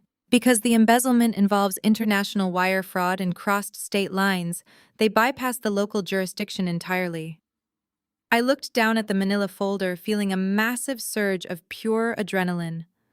The trap was not just set, it was armed with undeniable federal authority. We sat in silence for a few minutes, looking through the glass walls of my office at the busy floor of financial analysts working outside. I kept my eyes fixed on the illuminated numbers above the main elevator bank at the far end of the floor. I watched the digital display track a car ascending rapidly from the ground lobby.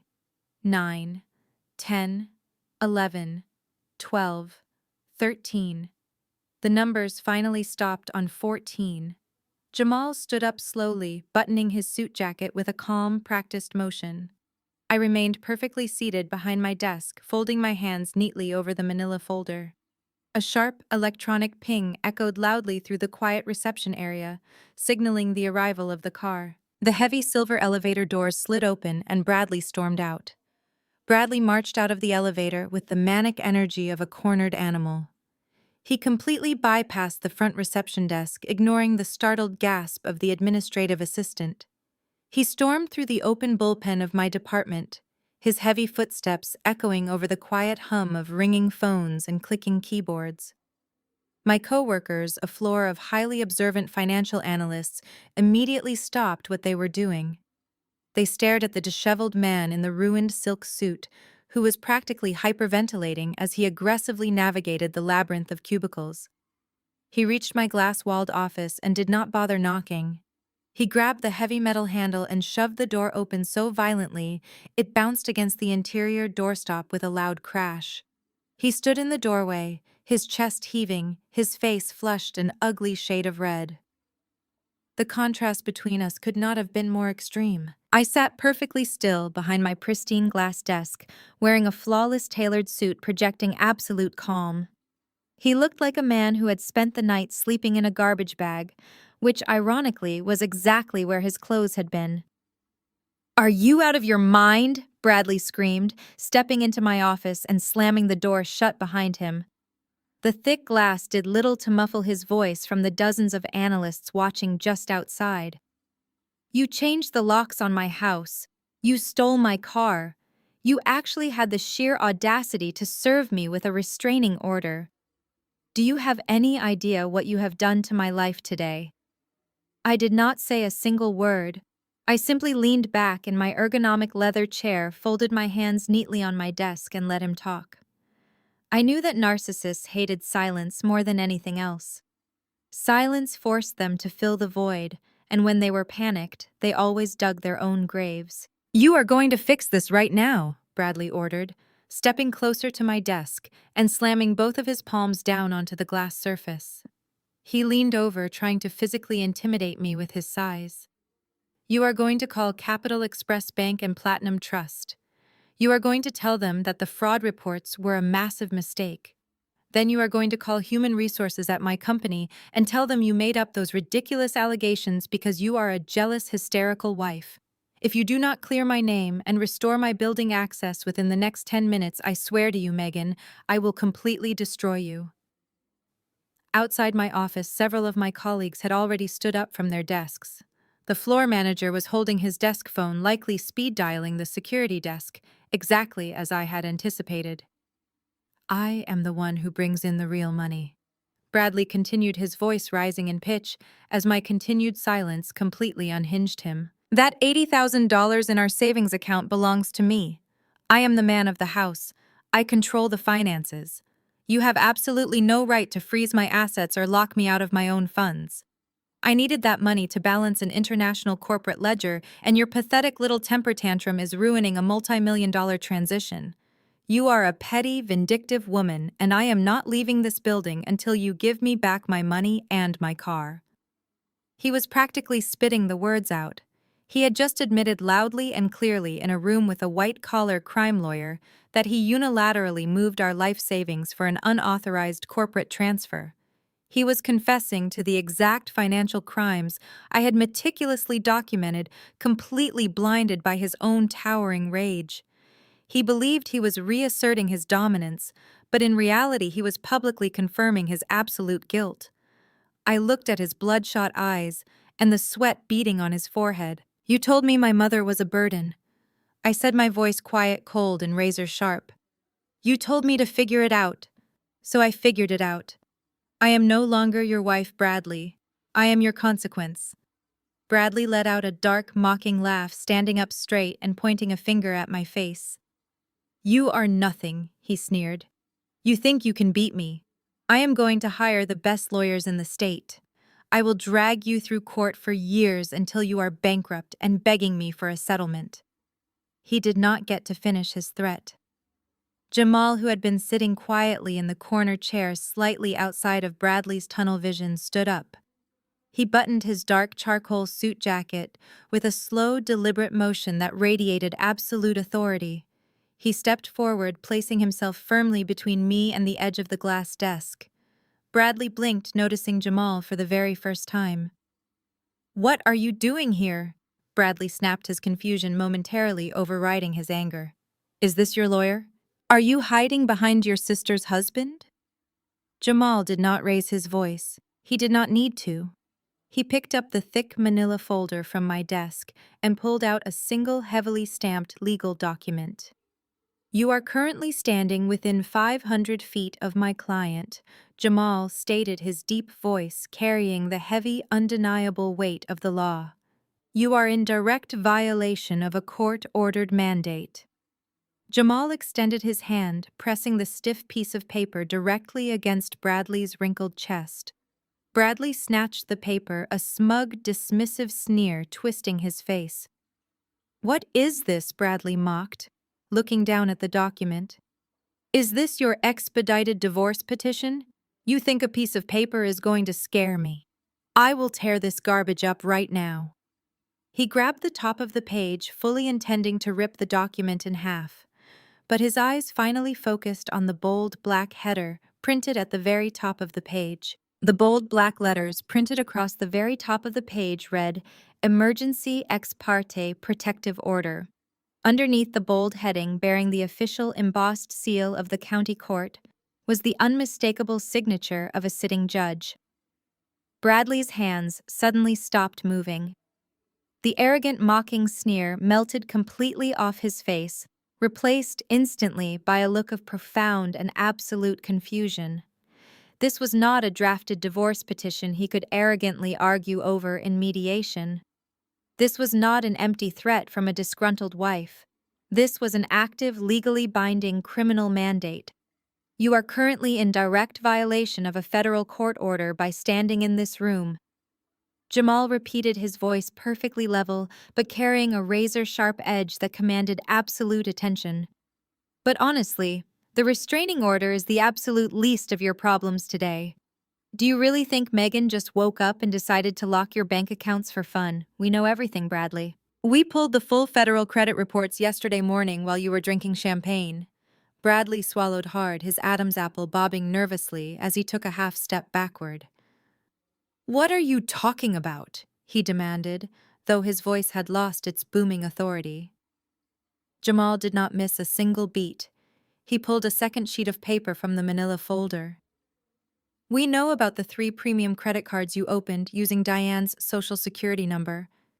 We know you maxed every single one of them out to a combined total of $45,000. We also know that you forged Megan's digital signature to finance your $92,000 Tesla because your own credit score is completely ruined. Under state and federal law, that constitutes felony identity theft, wire fraud, and severe elder financial abuse. The color drained entirely from Bradley's face, leaving his skin a sickly pale gray. He looked at me, his eyes wide and frantic, then darted his gaze back to Jamal. He raised both of his hands, palms facing outward, adopting a sudden, placating and desperate tone. This is a massive misunderstanding. He stammered, his words stumbling over each other. Megan, tell him. We are married. Spouses share finances all the time. I was simply consolidating our debt to get a better interest rate on our existing loans.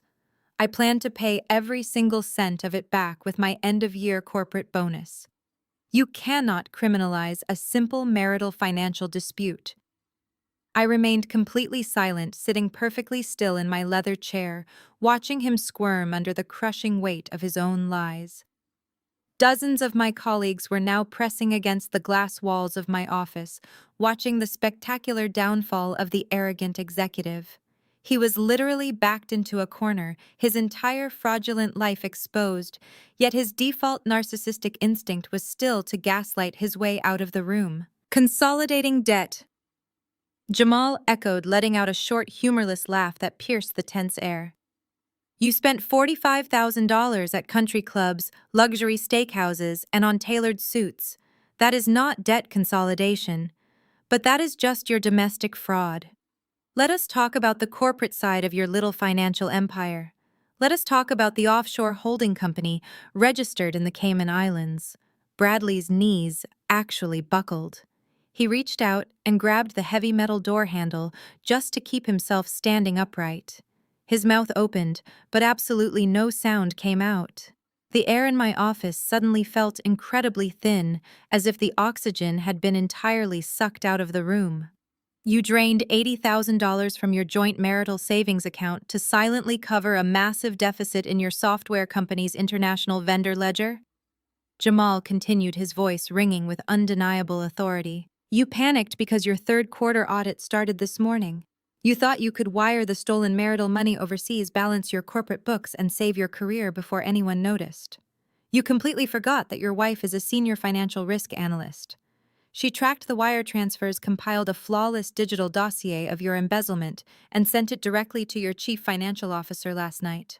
No, Bradley whispered, shaking his head frantically side to side. Sweat beaded on his forehead, ruining his perfectly styled hair. No, you did not do that. You would not do that to me. I am your husband. If I go down for this, I lose my job. I lose my entire life. You made your choice yesterday morning. I finally spoke, my voice cutting through the room like a cold steel blade. You looked at my dying mother gasping for air, called her a burden, and went to play golf. You thought you were untouchable. You thought my family was just acceptable collateral damage for your luxury lifestyle. You lost everything the second you walked out that front door. Bradley looked wildly around the room, his breathing shallow and erratic. He was entirely trapped, his brain rapidly short-circuiting. He took an aggressive step toward my desk, his hands balled into tight fists, perhaps thinking he could physically force me to retract the emails. "I will call Harrison Cole right now," he shouted, his voice cracking with pure, unadulterated desperation. "I will tell him you fabricated the entire dossier. I will say you hacked my accounts to frame me. You are not going to ruin my life." "You are entirely correct," a new voice echoed from the back of my office. Bradley spun around instantly. The heavy wooden door connecting my office to the adjacent private executive conference room slowly pushed open. Two men and one woman stepped out into the bright fluorescent light of my office. They were not local police officers, and they were not corporate security guards. They wore dark, understated suits, and their badges were clipped prominently to their belts. The silver shields caught the light, displaying the unmistakable insignia of the Federal Bureau of Investigation. The three federal agents moved with a synchronized, terrifying efficiency that instantly sucked the remaining air out of my glass office. The lead agent, a tall man with a sharp jawline and piercing gray eyes, stepped directly in front of Bradley. He did not yell. He did not posture. He simply reached into his suit jacket, pulled out a thick leather wallet, and flipped it open to display his federal credentials. "Bradley, I am Special Agent Reynolds with the Federal Bureau of Investigation, White Collar Crime Division." The man stated, his voice a low, commanding rumble. "We have been coordinating with your corporate executive board since early this morning. Based on the digital forensics provided to our field office, a federal magistrate has signed an immediate warrant for your arrest."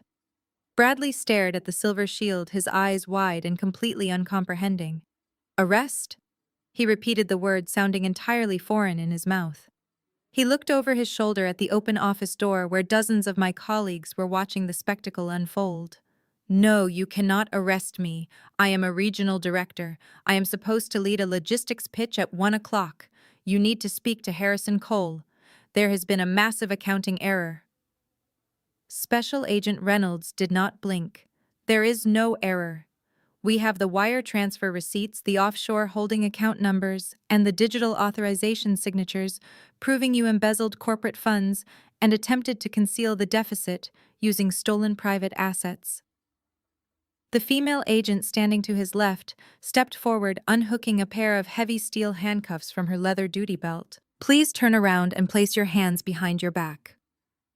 The sight of the cold metal cuffs finally shattered the heavy wall of Bradley's delusion. His arrogant executive persona violently disintegrated, leaving behind nothing but a terrified, pathetic shell of a man.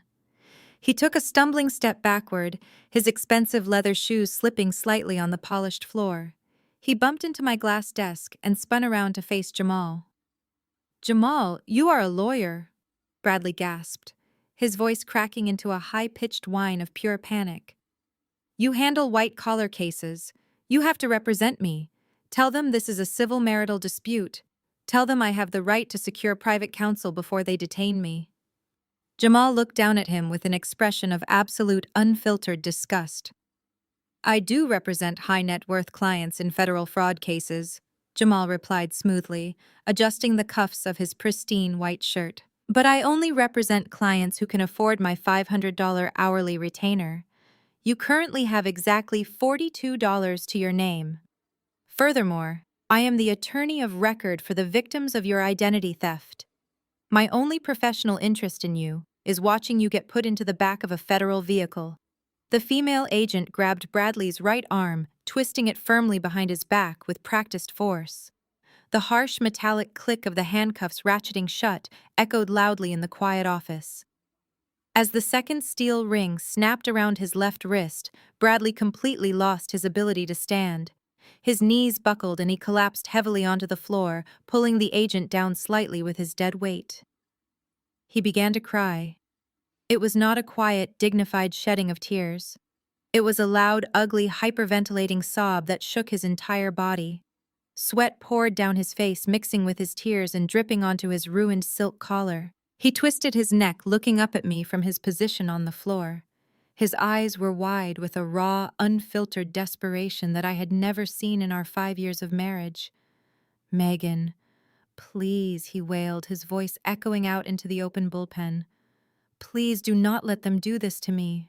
Tell them you authorized the transfer. Tell them you knew about the Cayman accounts. You are my wife. We took vows. You are my only family in this world. Please, I am begging you. Help me." I stood up from my ergonomic leather chair. I walked around the edge of the glass desk and looked down at the man who had spent 5 years treating me like an accessory to his imaginary empire. I looked at the man who had stolen my mother's identity while she was cooking his dinners and who had abandoned her to die so he could play 18 holes of golf.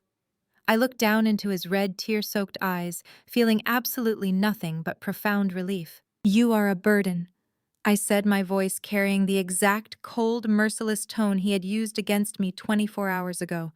"Not my problem. Figure it out." Bradley's mouth fell open in a silent scream of absolute despair as Special Agent Reynolds began reading his Miranda rights. The two agents hauled him roughly to his feet. He could not even walk properly. His legs dragged against the floor as they pulled him out of my office. I stood in the doorway and watched as the federal agents escorted my sobbing, handcuffed husband through the center of the financial department. Every single phone on the floor had stopped ringing. Every keyboard was silent. Dozens of my coworkers stood at their desks watching in stunned, absolute silence as the arrogant executive was paraded out in disgrace. The elevator doors slid open at the end of the hall. The agents pushed him inside, and as the heavy metal doors pinged shut, the suffocating shadow Bradley had cast over my life was finally permanently extinguished. The weeks following Bradley's highly public arrest moved with the swift and ruthless efficiency of a well-oiled machine. Once the federal government sank its teeth into a white-collar criminal, they simply did not let go. I returned to my quiet house, enjoying the profound peace that came with removing a toxic, narcissistic presence from my daily life. I spent my evenings working closely with Jamal and a dedicated team of federal forensic accountants. We meticulously untangled the complex financial web Bradley had spent years weaving behind my back. Because I had proactively filed the fraud alerts on the very day he stole the money, my legal separation from his massive mounting debt was remarkably straightforward. The $92,000 auto loan for the repossessed Tesla was completely nullified under my name. Federal handwriting experts confirmed he had digitally forged my authorization signature, shifting the entire financial liability squarely onto his shoulders. The bank took the massive loss and immediately added it to Bradley's growing pile of court-ordered restitution. More importantly, my mother's pristine credit report was entirely scrubbed clean.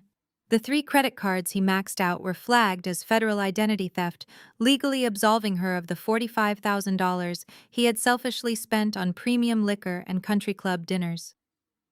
While I was securing my family's financial future, the legal system was actively tearing Bradley apart piece by piece.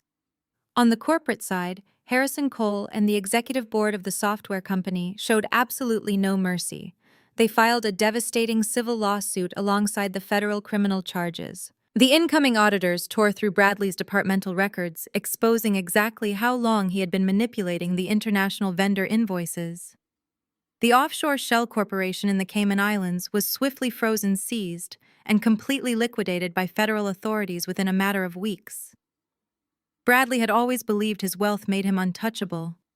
But since the $80,000 he stole from our joint savings account was immediately seized by the government as primary evidence of wire fraud, he was left with absolutely nothing to pay for his mounting legal defense. He could not afford a high-powered corporate lawyer to magically fix his problems. He was assigned a notoriously overworked public defender who had absolutely no patience for his arrogant executive attitude.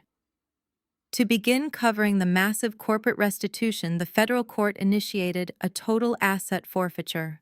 Everything Bradley valued, every single physical item he used to project his fake wealthy lifestyle was aggressively stripped away. Federal agents seized the luxury watches he loved to flaunt, including the shiny $30,000 Rolex he purchased on the exact day my mother collapsed. Even his expensive custom golf clubs and the few designer Italian suits he had managed to salvage from the garbage bags on my front lawn were confiscated, catalogued, and sent to a government auction block. He was systematically reduced to nothing. I was sitting in my living room on a quiet Tuesday evening, drinking a cup of chamomile tea and enjoying the absolute silence of my home when Jamal called me. His voice held a distinct note of professional amusement, a tone he usually reserved for opposing counsel who had made a fatal legal error. "Megan, I need you to come down to my law office first thing tomorrow morning," Jamal said, the deep satisfaction radiating through the phone speaker. "I just received a highly desperate phone call from Bradley's appointed defense attorney. They are practically begging for a formal sit-down meeting regarding the domestic identity theft charges we filed on behalf of your mother." I raised an eyebrow, taking a slow sip of my tea. "Why would they want to meet with us?" I asked. "The federal government is already prosecuting him for the corporate embezzlement. What difference does the domestic fraud make at this point?" "It makes a massive difference for his federal sentencing guidelines," Jamal explained smoothly. "The federal prosecutor is aggressively pushing for the maximum penalty on the corporate wire fraud. Bradley's lawyer knows he has absolutely no defense against those documents you provided. His only hope to avoid spending the next 2 decades in a maximum security facility is to secure a lenient plea deal on the domestic identity theft charges to show cooperation with the court. But here is the absolute best part, Megan. His lawyer admitted to me on the phone that Bradley is completely bankrupt. His accounts are frozen, his assets are gone, and he has absolutely no hidden leverage left. He has nothing to offer us except his unconditional surrender." I smiled into the phone, letting the absolute satisfaction of Jamal's update wash over me. "Tell his defense attorney we decline the plea meeting," I said, my voice completely devoid of sympathy. "Bradley wanted to play high-stakes financial games. Let him face the federal maximum penalty for every single dollar he stole." Jamal chuckled, agreeing completely before ending the call. I set my smartphone down on the kitchen counter and looked around my quiet, peaceful living room. The massive storm Bradley had caused was finally over, and he was the only one left drowning in the wreckage. The next morning, I drove to Oak Ridge Medical Center. It had been exactly 4 weeks since the terrifying Sunday when Bradley abandoned my mother on our living room floor. Today, the atmosphere in her private recovery suite was entirely different. Bright morning sunlight streamed through the large glass windows, illuminating the vibrant floral arrangements Sophie had meticulously arranged around the room. My mother was sitting up in her adjustable bed, the healthy color fully restored to her cheeks, laughing warmly at a story Jamal was telling her. Mom had undergone a complex quadruple bypass surgery just days after her initial collapse. It was a massive, highly invasive medical procedure that would have completely bankrupted a family without proper coverage. Bradley had scoffed at a $5,000 admission deposit, viewing it as a massive inconvenience to his golf schedule. He had absolutely no idea that my premium corporate health insurance plan, a high-tier benefit of my senior risk analyst position, absorbed the entire $200,000 surgical cost without a single dispute. I did not have to drain a secondary savings account or panic over mounting medical bills. I simply handed the hospital administration my insurance card and told the top cardiac surgeons in the entire state to save my mother's life. Our family rallied around her like an impenetrable fortress.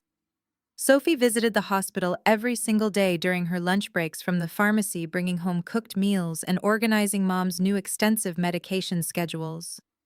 Jamal used his formidable legal expertise to aggressively intercept any aggressive billing calls or insurance inquiries, actively shielding Mom from any administrative stress while she healed. I managed her daily care logistics, communicated directly with the surgical team, and handled the upkeep of the house. We operated as a unified, unbreakable front. This was what real family support looked like. It was not about grand public gestures or flashing expensive watches at country clubs. It was about showing up when the reality of life became incredibly difficult. One afternoon, while Sophie and Jamal were grabbing coffee from the hospital cafeteria downstairs, Mom reached out and took my hand. Her grip was surprisingly strong. "I am so sorry, Megan," she whispered, tears pooling in her eyes. "The federal investigators came and took my official statement about the fraudulent credit cards last week. I know exactly what Bradley did. I know he called me a burden. I feel like I caused your marriage to fall apart." I squeezed her hand back fiercely, shaking my head. "You did not break my marriage, Mom," I told her firmly. "You exposed a parasite. You saved me from spending the rest of my life with a man who viewed human life as an inconvenience to his luxury lifestyle. You are not a burden. You are my mother, and taking care of you is my absolute privilege." The weeks slowly turned into months. The harsh winter weather finally broke, fading into a bright and promising Texas spring. Mom was officially discharged from the hospital and moved back into my home, walking unassisted and feeling stronger than she had in over a decade. Our massive colonial house, once a cold and sterile monument to Bradley's narcissistic ego, was entirely transformed. It became a warm sanctuary filled with loud laughter, shared family dinners, and genuine love. The heavy, oppressive energy Bradley used to drag through the front door was completely gone, replaced by the comforting presence of people who actually cared for one another. It was a warm Tuesday afternoon when I walked down the long paved driveway to check the mail. Inside the sleek metal box resting securely on top of a stack of grocery flyers was a thick manila envelope from the county family court. My heart did a familiar fast flutter as I recognized the return address of the presiding judge. I walked back up the driveway, my thumb sliding under the heavy paper flap to break the secure seal. I pulled out the thick stack of legal documents, my eyes scanning rapidly past the dense legal jargon until I reached the final page. There, stamped in bold blue ink, was the official signature I had been waiting for. It was the final absolute divorce decree, officially granting me sole and undisputed ownership of my home and every single remaining asset to my name. 6 months later, the suffocating Texas summer had finally broken, giving way to a crisp and golden autumn. The sweeping colonial house that once felt like a sterile museum was now entirely unrecognizable. It was alive. Warm yellow light spilled from the large bay windows onto the manicured lawn where the mountain of black garbage bags had once sat. Inside, the rich, savory smell of roasted garlic and rosemary filled the air. My mother was standing in the center of the kitchen wearing a brightly colored apron, humming softly as she pulled a massive roast from the oven. She looked vibrant, energetic, and completely free of the stress that had nearly stopped her heart just a few months ago. I stood by the kitchen island, pouring a rich Cabernet into 4 crystal glasses. Today was not just a standard family dinner, it was a massive celebration. Yesterday afternoon, the executive board of my financial firm had called me into the top floor boardroom. They did not just give me a standard annual review. They recognized the flawless surgical precision I had used to compile the embezzlement dossier and mitigate the corporate fallout. They promoted me to the Senior Director of Corporate Risk Strategy, handing me the keys to a massive corner office and a salary increase that completely dwarfed anything Bradley had ever legally earned. I had not just survived the financial wreckage, I had built an absolute empire on top of it. The front door chimed, and Sophie walked in carrying a large bakery box, tied with a pristine white ribbon. Right behind her was Jamal, holding a bottle of vintage champagne. Sophie rushed into the kitchen, immediately wrapping our mother in a tight hug, before stealing a piece of roasted vegetable from the cutting board. Jamal walked over to me, clinking his champagne bottle against my wine glass, with a wide, proud smile. We gathered around the large mahogany dining table, the same table where Bradley used to sit, and loudly complain about the food, the house, and the people who loved him. But his ghost was entirely banished from this room. We laughed, we ate, and we toasted to the future. We did not mention his name a single time during the meal. He was no longer a factor in our lives. Through Jamal's legal network, I knew exactly where Bradley was, even if I never cared to ask. He was currently wearing a standard-issue orange jumpsuit in a federal correctional facility in Beaumont, Texas. The federal judge had shown absolutely no leniency for his corporate wire fraud and identity theft. Bradley was sentenced to 72 months in federal prison, followed by a decade of supervised release and a court-ordered mandate to pay back every single stolen dollar.